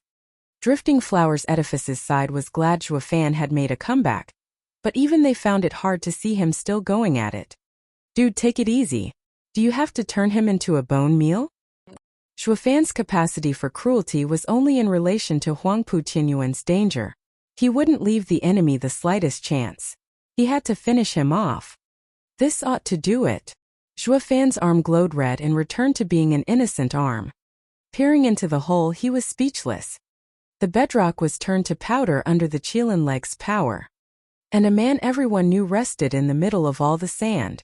Albeit cracked all over with blood leaking, it was safe to say that he was barely breathing. He's still alive despite Qilin leg's full power? Zhuo Fan gasped. Everyone had witnessed the might of the Qilin leg, and now they bore testament to the tough 9 dragon's diamond body. The guy's freaking tough. Cough. Blood spewed with every motion from his nose and mouth, ears and eyes, but Huang Putongyuan got his feet under him, laughing. Zhuofan, I definitely didn't see that one coming. But even with that killer move, you still can't take me down. To hell with you and your body. You're now broken and wounded. Since I couldn't kill you with the Qilin leg the first time, the second attempt will finish you off. Humph, you're half dead. Zhuofan's eyes flashed. Huang Putongyuan only laughed harder. Half alive is more like it. Did you forget already? My 9 dragon's diamond body has reached this step with the help of Bodhi root. It's not just tough, but unbreakable. Huang Putongyuan made a sign and barked. 9 dragon's diamond body, 8th dragon soul transformation, returning dragon's roar. Roar! Under the shocked looks of everyone, a green dragon soul shot out of his body and roared as it circled above him. Green lights fell upon him, healing him to perfection, not even leaving a scar as the scales knit back together. When the dragon soul returned back inside, he was now the very picture of health. Zhuofan's eyes trembled in shock. The ascending dragon fused with the Bodhi root, and gets this bastard back to full health every time he's damaged. Adding that tough body into the mix and you'd have an indestructible killing machine. Zhuofan frowned. Shadow King's side was keyed up. Huang Putongyuan's outrageous power blew their minds. How were they going to beat that? Even if Gu Santong steps in, not even he can do anything. With this old monster healing back whenever, no one can beat him. Feng Chubai shook his head. What about the other 2 divine dragons? Can they do it? Shadow King said. All I know is that they can handle Gu Santong, but cannot kill him. I reckon Huang Putongyuan falls in the same category. As long as there's a way, we'll just think about killing him later. Sima Hui muttered. Huang Putongyuan stretched his limbs in taunt to Zhuofan above. Yet the man was calm and cool. Zhuofan's eyes flashed and he punched with his right arm again. Since I have no way to finish him off yet, I'll stall him. Torturing him is better than nothing. And who knows, maybe a way to kill him will come out of it. Classic delaying tactic. First bind the enemy, then get some time to think. It was such an obvious choice that even Huang Putongyuan could see it. So he retaliated with a flick of his tail and jumped out. Boom! Zhuofan's leg smashed the ground, but not Huang Putongyuan. Frowning, Zhuofan sighed inside. And of course it never goes as planned. He only got Huang Putongyuan the first time because of how close they were and having the element of surprise. But Huang Putongyuan was a fast learner. He had to keep some distance and that speed of his was enough to stay clear. What was even worse was that Huang Putongyuan wasn't a cocky old coot like he acted, but was cautious instead. The worst enemy was a cautious one. Zhuofan sighed. Coming out empty with the enemy on guard, left Zhuofan in truly dire straits. Case in point, he didn't have the time to take back his Qilin leg as a bloody maw came from behind. Zhuofan, now it's my turn, haha.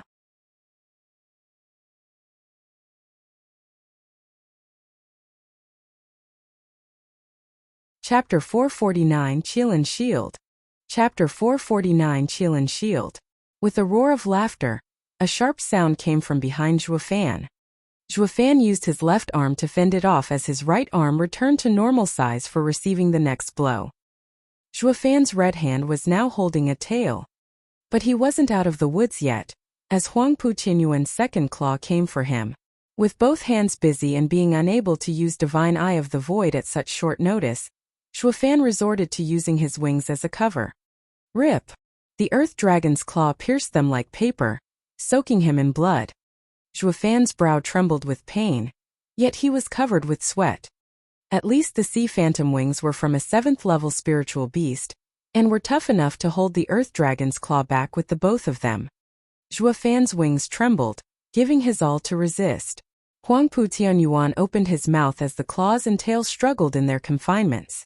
Zhuofan needed the slightest distraction and his head would roll. The sight of Zhuofan getting pushed back got everyone tense. He couldn't do anything but be on the receiving end. It was hard to believe Huangpu Tianyuan was just that strong with his 9 dragons diamond body. Zhuofan was only in the profound heaven stage, and even his 2 beast arms weren't enough to save him from a hard time. Blast it! I can only retreat. Zhuofan sighed, not liking it one bit as his eyes shined golden. Huangpu Tianyuan could see it clear as day that he wanted to hightail away from the battle. With Zhuofan's cunning, falling for his tricks once was bad enough. He had to finish him off now when he had the upper hand. Who knew what this guy might cook up the next time around? Zhuofan was weak here and now, but his endless bag of tricks made him unpredictable. If by some miracle he escapes this time, it'd be even harder to beat him next time. And he needed to deal with Zhuofan fast. There was the imperial family to consider as well. Leaving Zhuofan alive now would be cutting his own feet in his fight with the imperial family. This has to end now. Huangpu Tianyuan's eyes flashed with bloodlust, making even Zhuofan shiver. But that wasn't important, as the golden halo in his eye promised safety. Ha ha ha, Huangpu Tianyuan, since I can't beat you, we'll be sure to meet again. Zhuofan snickered as he poofed away. The ripple was faint, and where a peak radiant stage expert might fail to pick it up, a 9 dragons diamond body could. His creepy ears flinched and Huangpu Tianyuan mocked. Hi, fat chance, Zhuofan. 9 dragons diamond body? Earth dragon wave. Roar. Huangpu Tianyuan howled at a spot 1,000 meters away. A beam of yellow shot from his maw, just as Zhuofan appeared, panting. Zhuofan cried inside, but it was too late. Boom! The explosion shone bright and Zhuofan caught the yellow pillar right in his chest. He paid a summary visit to the bowls of 5 mountains before being buried under their rubble. There was so much dust that it formed a hurricane. It soon cleared and revealed everything in ruins. A red trail came out of the rocks like a bloody spring, and robbed any hope of Zhuofan being alive. Steward Zhua, Qiu Yanhai and the rest panicked. Drifting Flowers edifices and Veiled Dragon Pavilion were also worried. Huangpu Tianyuan mocked. Dragon Vein Soul is a guardian spirit of the lands. Since I train in the 9 dragons diamond body, and am also in the earth dragon form, I can pick up any changes in the area. Messing with space around me is like painting a target on your back. That earth dragon wave is my true power. Not even the earth dragon claw can handle it, to say nothing of getting hit squarely in the chest. He's dead beyond any doubt. Huangpu Tianyuan is invincible. Yuanshan's side cheered. While the Luo clan paled, their hope seeping out of them like the blood from those rocks. Huangpu Tianyuan's declaration wasn't just to brag. Steward Zhua had the worst luck this time, but without him what were they supposed to do? Despair set in faster than they could accept it. Huangpu Tianyuan only had eyes for Zhuofan. To a peak radiant stage expert, only he mattered, the rest were mere flies. As long as Zhuofan died, everything else would be foregone conclusion. He had a firm grasp at victory already. Feng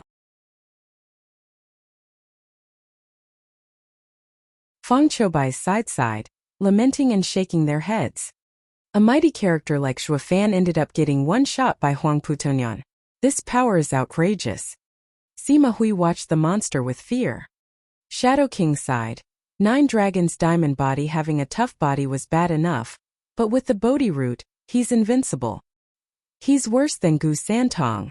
I wonder if those 2 and I can fight him off. Senior, that's not all. When Gu Santong wrecked Tianyu, he did it alone. His fists were too few to handle so many and ended up limited. But Huangpu Tianyuan wants the world. He has both an army and power. It will be far harder than Gu Santong. Feng Choubai said. The others considered and sighed again.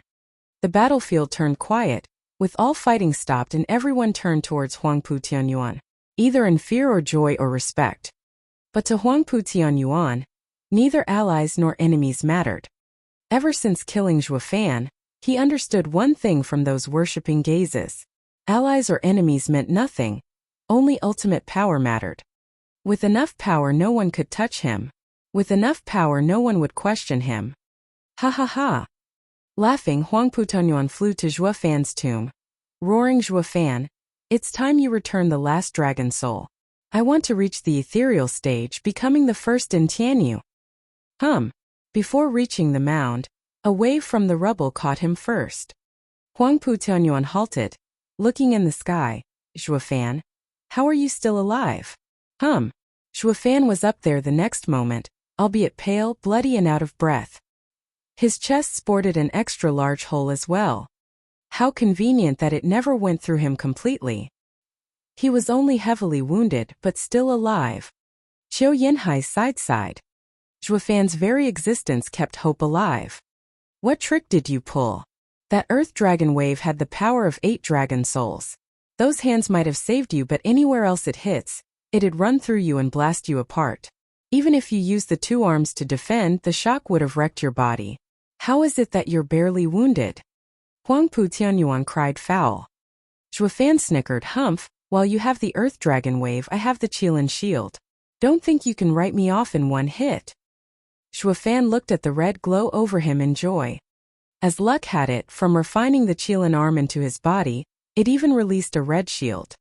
It was the same red cover he saw back in Lightning Canyon, the soaring Qilin's defense. With how not even Heavenly Emperor's purple lightning could pierce it, how could anything else? Zhuofan was badly hurt by the impact with the earth dragon wave, and not the subsequent shocks. Or he'd be in pieces by now. Zhuofan sure was glad that he made the trip to Lightning Canyon. Huangpu Tianyuan's eyes grew savage. Zhuofan was playing too close to the now hollow chest with too many skills. Dread started pouring in, thinking of the future. Zhuofan snickered, this round is yours. We'll be seeing ya. His wings carried his broken body away. Huangpu Tianyuan roared after him, where do you think you're going? Your head stays right here. The 2 were gone in a blink. The battlefield was filled with dumb faces. With the commanders gone, what are we supposed to do? Lung Wuchang shouted all of a sudden, damn it, it's Zhuofan's trick. Fall back.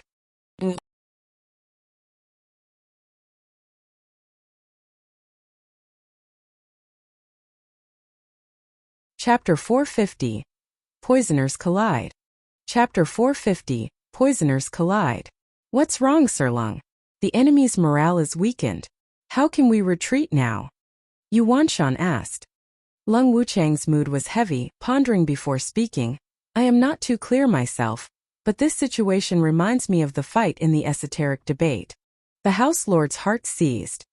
You can also feel it, right? Zhuofan was on the ropes, with no way out, but we all know how that turned out. Lung Wuchang's heart thumped. Yu Wanshan stood dumbstruck and fearful, turning utter defeat into complete victory. Sir Lung, are you saying this time as well No. He's clearly wounded, defenseless, routed. Yu Wanshan refused to believe, but still droned, though the same happened to him in the esoteric debate. No, he had it far worse then. Yet he still won, breaking Huangpu Qingtian's team and torturing them to death. Sir Lung, do you mean today's defeat is a trap? Yin Bagong shuddered. Since the esoteric debate, Zhuofan's savagery had left him traumatized. In any case like this one, the enemy was left for dead, waiting for them to take their head. But everyone knew Zhuofan was an anomaly. As long as there was breath in his body, anything could happen. They've seen it far too many times how Zhuofan flipped the tables in the worst cases, and ways imaginable. Lung Wuchang sighed, I am not sure. The kid is one of the few I can't see through. But one thing is certain, Zhuofan was defeated today, but even so, he fled. This is a trap to lure the tiger. Everyone shuddered and looked at the 2 armies. Without Huangpu Tianyuan to back them, they were losing ground. In this war they would end up defeated. With both sides experts around the same level, only Luo clan's fiends stood apart. Not to mention the power couple could waste a regent estate venerable in a blink each. While the 4 scheming demons could keep 20 of them busy and suffering. If the fight started, they would have heavy casualties. And even if Huangpu Tianyuan made a lucky return, they would only get a bitter victory. And to think that they still had to fight the imperial family, they all found it not worth it. The House Lords glanced at Lung Wuchang and nodded. But they had to get the Luo clan's approval first. Qiu Yanhai and Xue Qingjian showed a creepy smile. Qiu Yanhai roared, brothers and allies of the Luo clan, together now. Let's crush them. Elder Qiu, our morale is low, how? Grandmother cried. Xue Qingjian waved. They say Lady of Steel fears nothing, so why are you so shaky? Don't you see, with the superpowers gone from each camp, the situation is in our favor. Even if it's a bitter victory, it's still a victory, hi. Grandmother looked at everyone to find it was true. She and the other house lord were too caught up in their despair over Zhuofan's loss to see with fresh eyes. With those two freaks out of the mix, they were the strongest. Grandmother eyed her allies. Was it Steward Zhuo's plan? The two looked at each other, then nodded. The couple was out of the loop just as well, though. Zhuofan would never do things half-measured. His loss had to be real, but that wasn't the issue here, instead turning it into a chance at victory. Something Zhuofan gave them. To get their spirits up, the power couple had to say it's Zhuofan's idea. Grandmother and company got fired up. They fell for Steward Zhuo's trap. Attack! Roar! The depressed Luo clan faction perked up on the fly and roared. In a war, the losing side would technically be down in the dumps. But led to believe it was all part of Zhuofan's ingenious and foolproof scheme, and reminded of his sly character, none took his defeat as real and stormed the enemy. The enemy froze like sitting ducks. Does that mean we fell for his trap? Regent Estate's side turned to the powers that be. But they were now listening to Lung Wuchang's conjecture. They knew it was not like Qiu Yanhai painted it. So how can they still get their spirits up? Those leaders joined them in putting on the same dumbstruck face. Regent Estate faction's morale hit rock bottom, with some even believing that the Estate Lord was now Zhuofan's punching bag in a convoluted scheme of his. Estate Lord was tough, but nothing could stand Zhuofan's freaky mind games.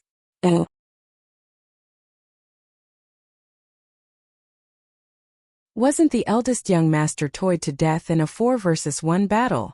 Everyone paled, their hearts sinking and losing all hope, while the other side was roaring to go, looking at them like a bunch of sheeps waiting for the axe to fall.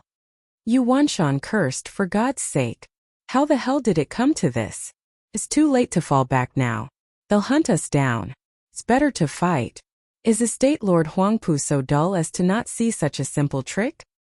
Yeah, how did he get duped by such an old trick? Lung Wuchang sighed. But he knew the truth. Huangpu Tianyuan was never duped, but was only taking a calculated risk. Zhuofan was a bigger threat than the fate of this battle. Regent Estate's experts might die here today, but as long as Zhuofan fell, it was a win in his book. He was overconfident in his 9 dragons diamond body, thinking of himself as unstoppable. Estate Lord, has the taste of victory gone to your head? Did you forget about Gu Santong 300 years ago? Lung Wuchang sighed. The armies clashed. Rainbow Cloud Palm. Yen Bagong in the lead unleashed his poison mist to gain the advantage. But his efforts were met with another poison mist from the Luo clan, pushing it back. 9 poison fantasy palm. Yin Song roared. The mist vanished and appeared every now and then, making defense useless. It not only absorbed the rainbow cloud palm but even poisoned many experts, to the point that even Radiant Stage experts took a breath of it at some point, getting their power cut. What poison art is that? Yin Bagong stammered. Yin Song snickered. Hall Lord, time sure flies, eh? Do you perhaps find Steward Zhuo's 9 poison fantasy palm a bit stronger than Pil King Hall's rainbow cloud palm? Damn traitor, you dare show your face to me? Yin Bagong cursed. Yin Song grinned. Yin Bagong, I never fought you out of respect, but after leaving Pil King Hall, how did you treat my disciple? Today we'll settle all debts. Debt? The both of you are Pil King Hall's traitors.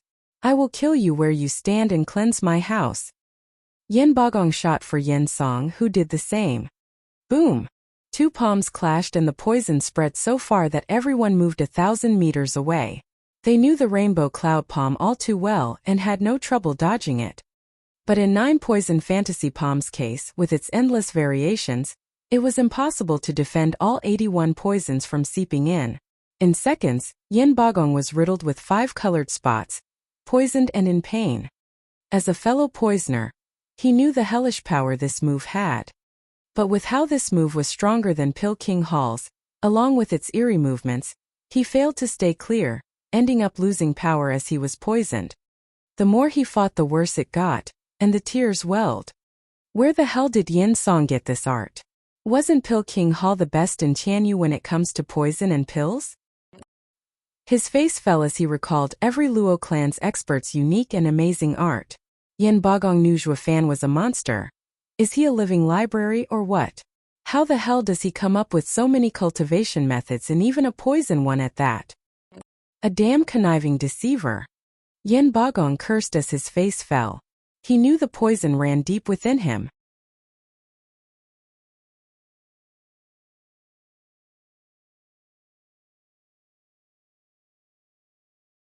Chapter 451. The Turning Specialist. Chapter 451. The Turning Specialist. The armies smashed into each other like floods. The side who pushed the other, who pressed their momentum, would soon gain control over the entire battlefield. A role most suited to a poisoner, especially when it came to wars. Zhuo Fan looked down on poisoners, saying that they were useless in a battle of experts, but when it came to culling, no one was better at it. And in a battle like this, a poisoner was a force to be reckoned with, a veritable grim reaper doing his job as God intended. Yin Bagong knew of his importance, wishing to use this chance to showcase his power. But against the traitorous Yin Song, his chance was gone and he had instead suffered from poisoning himself in a cruel twist of irony. It only worked to shame him further. The great Hall Lord using poison to kill others was now being served the same coin. And Yin Song's poison wasn't limited to affecting him, but regent-estate factions experts en masse. If he pulled back now, there'd be nothing left of his name to speak of. Yuanshan watched the poison mist as he retreated. A dozen radiant stage experts, confident in their strength, pushed through it to take Yin Song down. He had to die for their army to survive. Luo clan's power couple entered the scene midway, pushing these oldies back with miserable faces. And that wasn't even half of it. What got them so wretched and wishing they could tear the two piece by piece was that Luo clan in its entirety had inherited Zhuo Fan's expert turning skills. With the fall of Hell Valley, Pill King Hall and Merrywoods, Luo clan had bolstered their elder ranks with every fallen house. The venerables and elders who did not crack under Zhuo Fan's masterful silver-tongued promises ended up as an example for those who did. But some stragglers were bound to have escaped the destruction of the houses and returned to their house lords. It was all good and well so far, with these new elders being quite close to each other, and Yin Song's poison to clear a path. Once Luo clan had the upper hand, they'd follow Zhuo Fan's vile plan into striking their hearts, and not chase a vanquished enemy. When push came to shove, these experts would choose self-destruction, and that would have been a far worse scenario. So before the war started, Zhuo Fan taught them to target their minds, appeal to their compassion and friendship. The best plan so far. And so within the cruel battlefield, some very touching and sappy reunions cropped up in remote corners. Brother, why you turned over to Luo clan? Hell Valley's third venerable looked at the other in shock. I thought Zhuo Fan had you killed 3. The ex-high venerable of Hell Valley sighed. It's a long story. All in all, we're with the Luo clan now. Zhuo Fan is a tyrant, but as long as you don't anger him, he has quite the respect for us. And he even welcomed us with cultivation methods the likes of which Tianyu has never seen. We are certain that in 50 years we can enter the ethereal stage. What? The third venerable stood dumbstruck. Brother, didn't you say there's no chance for us to reach it with our talent? Ha ha ha, that was earlier with Hell Valley's limited resources. But after getting to know the Luo clan, I realized that those 7 noble houses are nothing but ignorant whelps. Luo clan has a far bigger legacy than even the imperial family. There are rare ingredients piled up in mountains in countless rings. Vicious Pill King Yin Song's only job is to take some alchemy disciples and bake in the pill house. They even use 6th grade ingredients to raise the success of making just 3rd grade pills. 100,000 of them. A true waste, such money bags. High Venerable praised. Third Venerable was stunned. Why is a third-rate clan so awesome? With their stuff, no one in Tianyu can compare. It's like they've harvested the nation for 1,000 years. High Venerable turned serious. Old Third, we each have our lords. I hate for being the one to hurt you, brother, and can only present you with 3 choices. Leave and live in seclusion far away from here. Stay and I will have no choice but to fight you. Or join Luo clan and live together with your brothers. That third venerable was conflicted. Since you do not want to join us, I can only hope you'd leave. We four have worked together for so many years. I'd hate to see my brother's bloody face. High Venerable shook his head. Third Venerable waved all over the place. Oh no, elder brother, you're wrong. I just want to ask, are you for real? Third Venerable's eyes shone with greed. Of course, have I ever lied to you in all these years? High Venerable stuck his head out. Old Third. Zhuofan is a master tactician and already has a plan in place to handle everything. Did you really think Regent Estate was going to win?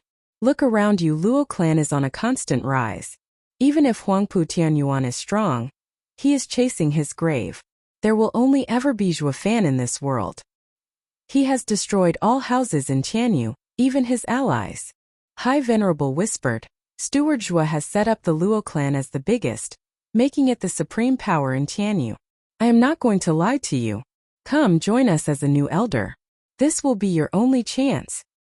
What a single power. Zhuofan has such ambition? Third Venerable pondered and nodded. Elder brother, I wish not to ruin our brotherhood and can only hope to stand by your side as we make history. Good old Third, I expected nothing less. High Venerable grabbed his palm, taking a vial from his back with a bloodworm inside. Brother, to enter Luo clan, you must take this bloodworm. Third Venerable found it improper, but from High Venerable's stern look, this was no game. Recalling again the promise of resources from Luo clan, the Third Venerable swallowed it. High Venerable laughed, going together on a nice little trip to Regent Estate to murder the rest of them. The same exchange happened all over the place, saying it's out of brotherhood when the dangling bait was just too damn good. These guys were homeless anyway, they didn't even have time to worry about resources. Along came the Luo clan extending its gold-plated hand. Who in their right mind would refuse it? As an extra proof of sincerity, it came from old pals. The battle was a few hours in when Yuan Shan and the other lords found something strange. What are the venerables and elders doing slaughtering their way over? Wasn't it a bit early to come back? And why are there so many of them? Taking a good deal of time to process this, they all came to one conclusion: fall back. Much of a war this turned out to be. The enemy didn't come to kill us but to turn us. How could they win now? All that was left was for them to turn as well. Leng Wucheng sighed. Zhuofan's psychological warfare is otherworldly. Just what did he use to achieve it? There must be something off about this to get so many in such a short time. Back to Regent Estate. We'll think about it then. Leng Wucheng shouted to his faction. Luo clan was hot on their tail. Shadow King's trio watched the odd war with dumb faces. What the hell? What did Luo clan do to them? Isn't it too fast? Shadow King was flabbergasted. Feng Choubai sighed. If you're looking for a specialist in turning experts, go to Wingay City's Luo clan and find Zhuofan. Shadow King's face twitched. Even with Zhuofan away, everything still played by his rules. Regent Estate's victory was based on Huangpu Tianyuan's 9 Dragons diamond body alone, while Zhuofan had some tactical counters in place besides just himself. To put it another way, this trick of his had a heavier impact than his strength. In this aspect, Zhuofan had Leng Wucheng beat by miles. Again using himself as bait. Feng Choubai sighed. Zhuofan used the same tactic in the esoteric debate with flying colors. While now, he has caught Leng Wucheng unprepared. His scheme's working at full power even while he is away. He won in every aspect. In your opinion, was his defeat fake? Shadow King looked at the sky. Then he must have a way to deal with Huangpu. I'm really curious about what can possibly hold 9 Dragons diamond body in check. Zhuofan's final rivals may very well be us. Feng Choubai and Sima Hui nodded while flying away to watch the events play out.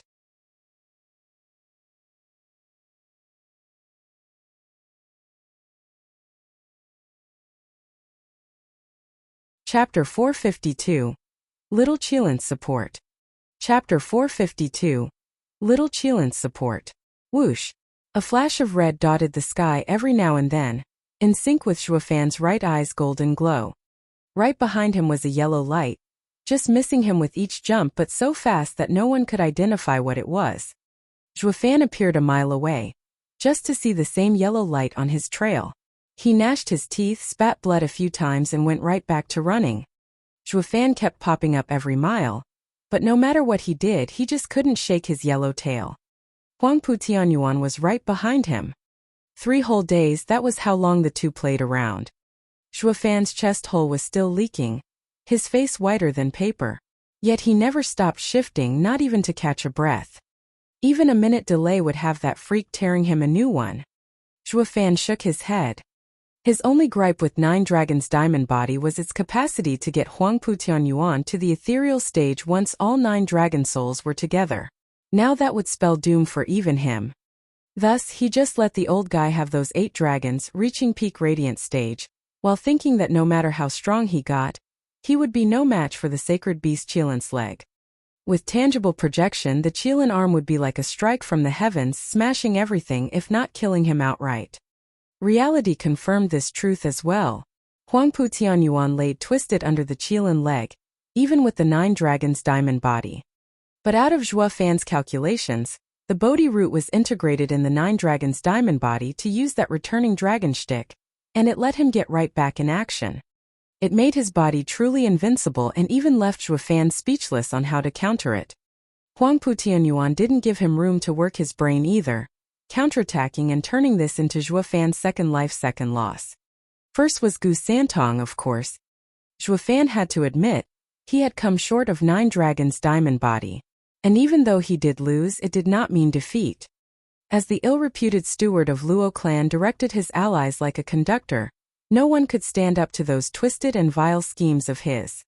So when this chase was the only option left, he said to hell with honor and left the battlefield in the hands of his most capable peons. He was totally convinced, based on Luo clan's experts and those enticing tricks, that the regent estate would fall. Tricks only effective if Huangpu Tianyuan was out of the picture, even if momentarily. Otherwise the old bag of diamond bones would have been a beacon of hope, and the turning would have to be cut short. Who wouldn't be afraid of this freak breaking their melon? Certainly not a fresh trader. Zhuofan just had to get Huangpu Tianyuan away for his devious plan to work. But was the great estate Lord Huangpu gonna take the bait? Just like that. Yep, Zhuofan was that certain. For starters, after beating Zhuofan, his confidence in his strength exploded to new unseen heights. With Zhuofan's seminal value for Luo clan's victory, if he was dead, Luo clan would be done for. If Zhuofan was around, no matter how ruined Luo clan would become, or how many times it was beaten, it would still be like grass in spring, sprouting from God knew where with more power than ever. It was only a matter of time. Huangpu Tianyuan could not let that happen. Zhuofan's badly wounded state was the best chance to take him out for good. Secondly, Zhuofan was just too damn bright, hiding Luo clan's glow. Each time Regent Estate faced Zhuofan, they had suffered great losses, to the point that all of Regent Estate believed that this war was in fact a fight against Zhuofan alone. Li Jingtian and other experts were negligible. Besides, the moon shined brighter than any star.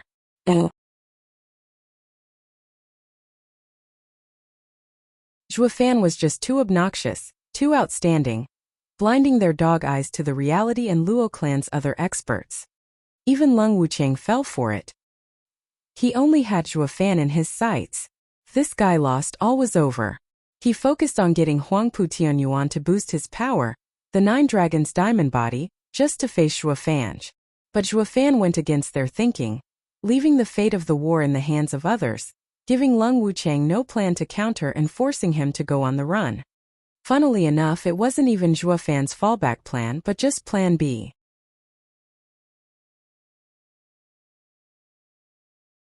If he'd wrecked Huangpu Tianyuan back there, he would have been leading the goddamn attack by now instead of running around the place. Zhuofan shook his head and sighed, staggering in his flight. Huangpu Tianyuan had given him far greater damage than he had accounted for. I wonder if I can hold on for plan B to complete. Zhuofan looked ahead and took a deep breath, coughed just a bit more. Zhuofan's right eye flashed again. just as the yellow light behind him whistled close and he felt his head hurt in pain from the sound of the attack. Zhuo Fan blocked with his arms. Bam! He slammed into the rocky ground and in his place was a savage dragon's tail. Ha ha ha, Zhuo Fan. After a 3-day-long chase, you're finally out of steam. Zhuo Fan pulled himself from the pile of rocks, out of breath. Just 20 more miles and I would have made it. But getting away now. Zhuo Fan squinted, noticing his enemy's fixed gaze for any movements, and sighed. It was hard getting out now with his beaten body, but giving himself over was never part of Zhuo Fan's style. Huang Putonyan, did you know that I played you? Your men are being killed just about now. Zhuo Fan mocked. Huang Putonyan laughed. Zhuo Fan, your life is worth 1,000 armies. If they lost because of Luo clan, it only proves they're useless. And I don't take kindly to dead weights around here. But if you die, there'll be no one to stop me. Be it Luo clan or the 7 houses, none will matter at that point, ha ha ha. Huang Putonyan's sharp eyes glinted and he shot for Zhuo Fan with his claws out. Humph, where's that Qilin shield? My claw is about to take your heart. Can your shield take it? Zhuo Fan gnashed his teeth, straining to even lift his arms. He only had the beast arms to rely on. But those hands of his only trembled. Sighing inside, Zhuo Fan knew he was on the brink of collapse from his wounds. Not even his arms could take an attack now. Huang Putonyan was excited. Zhuo Fan, today's your funeral. Cut the bull, I won't die here. Zhuo Fan dredged the last bit of energy to cross his arms. Huang Putonyan smirked, putting more power in his attack, his eyes trembling in joy. The great hero Zhuo Fan, having reigned havoc in Tianyu for a decade, would find his end at his hands. For him, who was about to establish his own dynasty, it was the greatest feat of strength.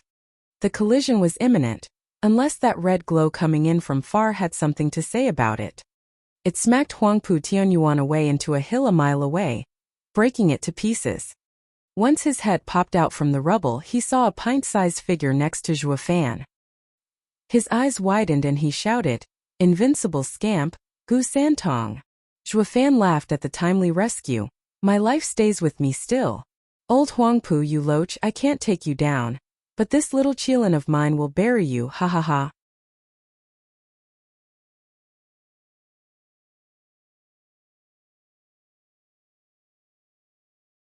Chapter 453, Gu Santong's Awesome Power. Chapter 453, Gu Santong's Awesome Power. Hearing the free laughter from Zhuo Fan, Gu Santong turned to him, enraged at how close he was to the door of death. "Dad, who did this to you? Didn't you say we're going to ambush him? I've been waiting for ages. Figured you were done with him and came here to check, but now I see." Zhuo Fan sighed, a miscalculation. The main plan was to cut him off if he fled. But his strength exceeded my expectations and I had to resort to a new contingency, as in, to have you deal with him. But be careful. Don't worry, Dad. Since you've asked for help, I will not disappoint. Gu Santong was fired up, turning a stone-cold face towards Huang Putonyan. Huang Putonyan's face twitched and he shivered. Gu Santong was #1 in all of Tianyu. His name echoing through the last 3 centuries that no one alive could catch up to. His power was otherworldly, so much so that not even with 9 dragons' diamond body was he confident to take the kid on. Gu Santong and Zhuo Fan were somebodies to be careful around. He had planned on taking them down one at a time, starting with the cunning Zhuo Fan. Gu Santong was outrageously strong but naive. Once Zhuo Fan fell, he'd finish Gu Santong the same way as last time, with numbers. How was he supposed to know that just when he was about to put Zhuo Fan's head on a pike, Gu Santong would show up? If they teamed up, he'd be worse for wear. Huang Putonyan shouted, "Gu Santong, weren't you ordered to take down the traitor Zhuo Fan? I was just about to take his life, helping you as well. Why then did you save him instead?" "Bullshit, he's my dad. What son out there would help someone kill his dad? Humph, you freak of nature dares to hurt my dad and I will get you for this." Gu Santong waved his tiny fist. Huang Putonyan jerked. "What? Why, you mean Zhuo Fan is your father? That's impossible. A godfather is still a father. Got a problem with that?" Gu Santong snorted. That cleared it all up for Huang Putonyan, but it also worked to put him in a heavy mood. He couldn't for the life of him figure out how Zhuo Fan pulled it off, getting this little menace to become his godson. If they teamed up, nothing could stand up to them in Tianyu. More importantly, since when? With Zhuo Fan's guile, he'd be keeping it hidden and cook up a scheme to make Gu Santong chase him when he fell out of grace with the imperial family. Huangpu Tianyuan felt a chill run all over him. If he knew Zhuo Fan even a bit, he was sure the guy would keep his aces hidden for the best occasions. With how everyone scrambled for power, just when he thought he had the lands in his control, this bastard Zhuo Fan ought to be gone from the picture with Gu Santong on his tail, but in fact made a tactical retreat to build his forces. And this sudden change would make the enemies underestimate Zhuo Fan and fall for his trick. In the know yourself and your enemy and you shall be ever victorious, Zhuo Fan had one-upped everyone by hiding Gu Santong away. Huangpu Tianyuan gasped at the implications. Thanks to his lucky stars, he had discovered it before it was too late to suffer at this insidious killer move. He still had the power to turn it around. Huangpu Tianyuan cooled, bloodthirst seethed, and with Zhuo Fan down from his wounds, all that was left was Gu Santong. He just had to beat Gu Santong and he'd have taken 2 thorns out like nothing. Huangpu Tianyuan's tension flowed out of him and he started rejoicing. The prospects of taking 2 big shots heads off were looking up, finishing off Luo clan and imperial family in one strike. Ha ha ha, Gu Santong. I've heard of your almighty power and wish to try it out for myself. Now that there's chaos all around us, allow me to take that invincible title off of you. Huangpu Tianyuan laughed. Oh. Gu Santong mocked, humph, quite the pair you have there. In the last 3 centuries there's been no one as stuck up as you to come talking to me. You 2-bit vermin, wait for me to twist your head. Young Sanzi, his 9 dragons diamond body is tough. Keep in mind. Zhuo Fan advised, but Gu Santong was already off, totally taking the other guy for granted. Huangpu Tianyuan laughed. Bam! The claw and fist collided, shaking the ground around them. The shock wave leveled anything within a mile.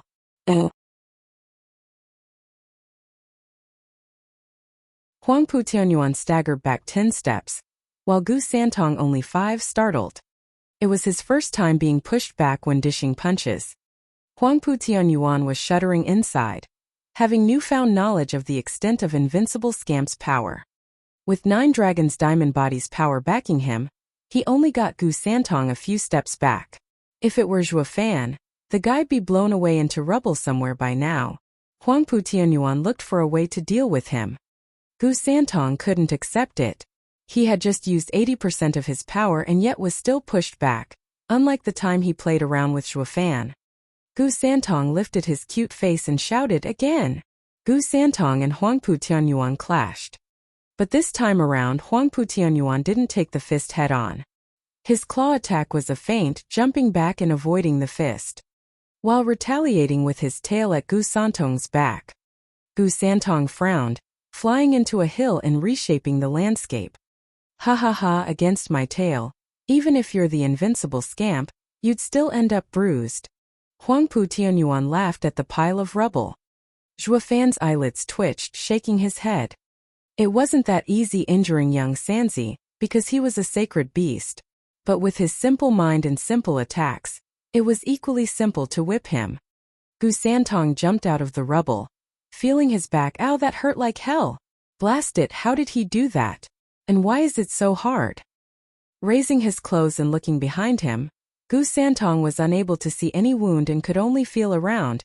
At least it's not an open wound. What he didn't see, Huangpu Tianyuan did. Staring at his back with a gloomy look, his eyes were popping out.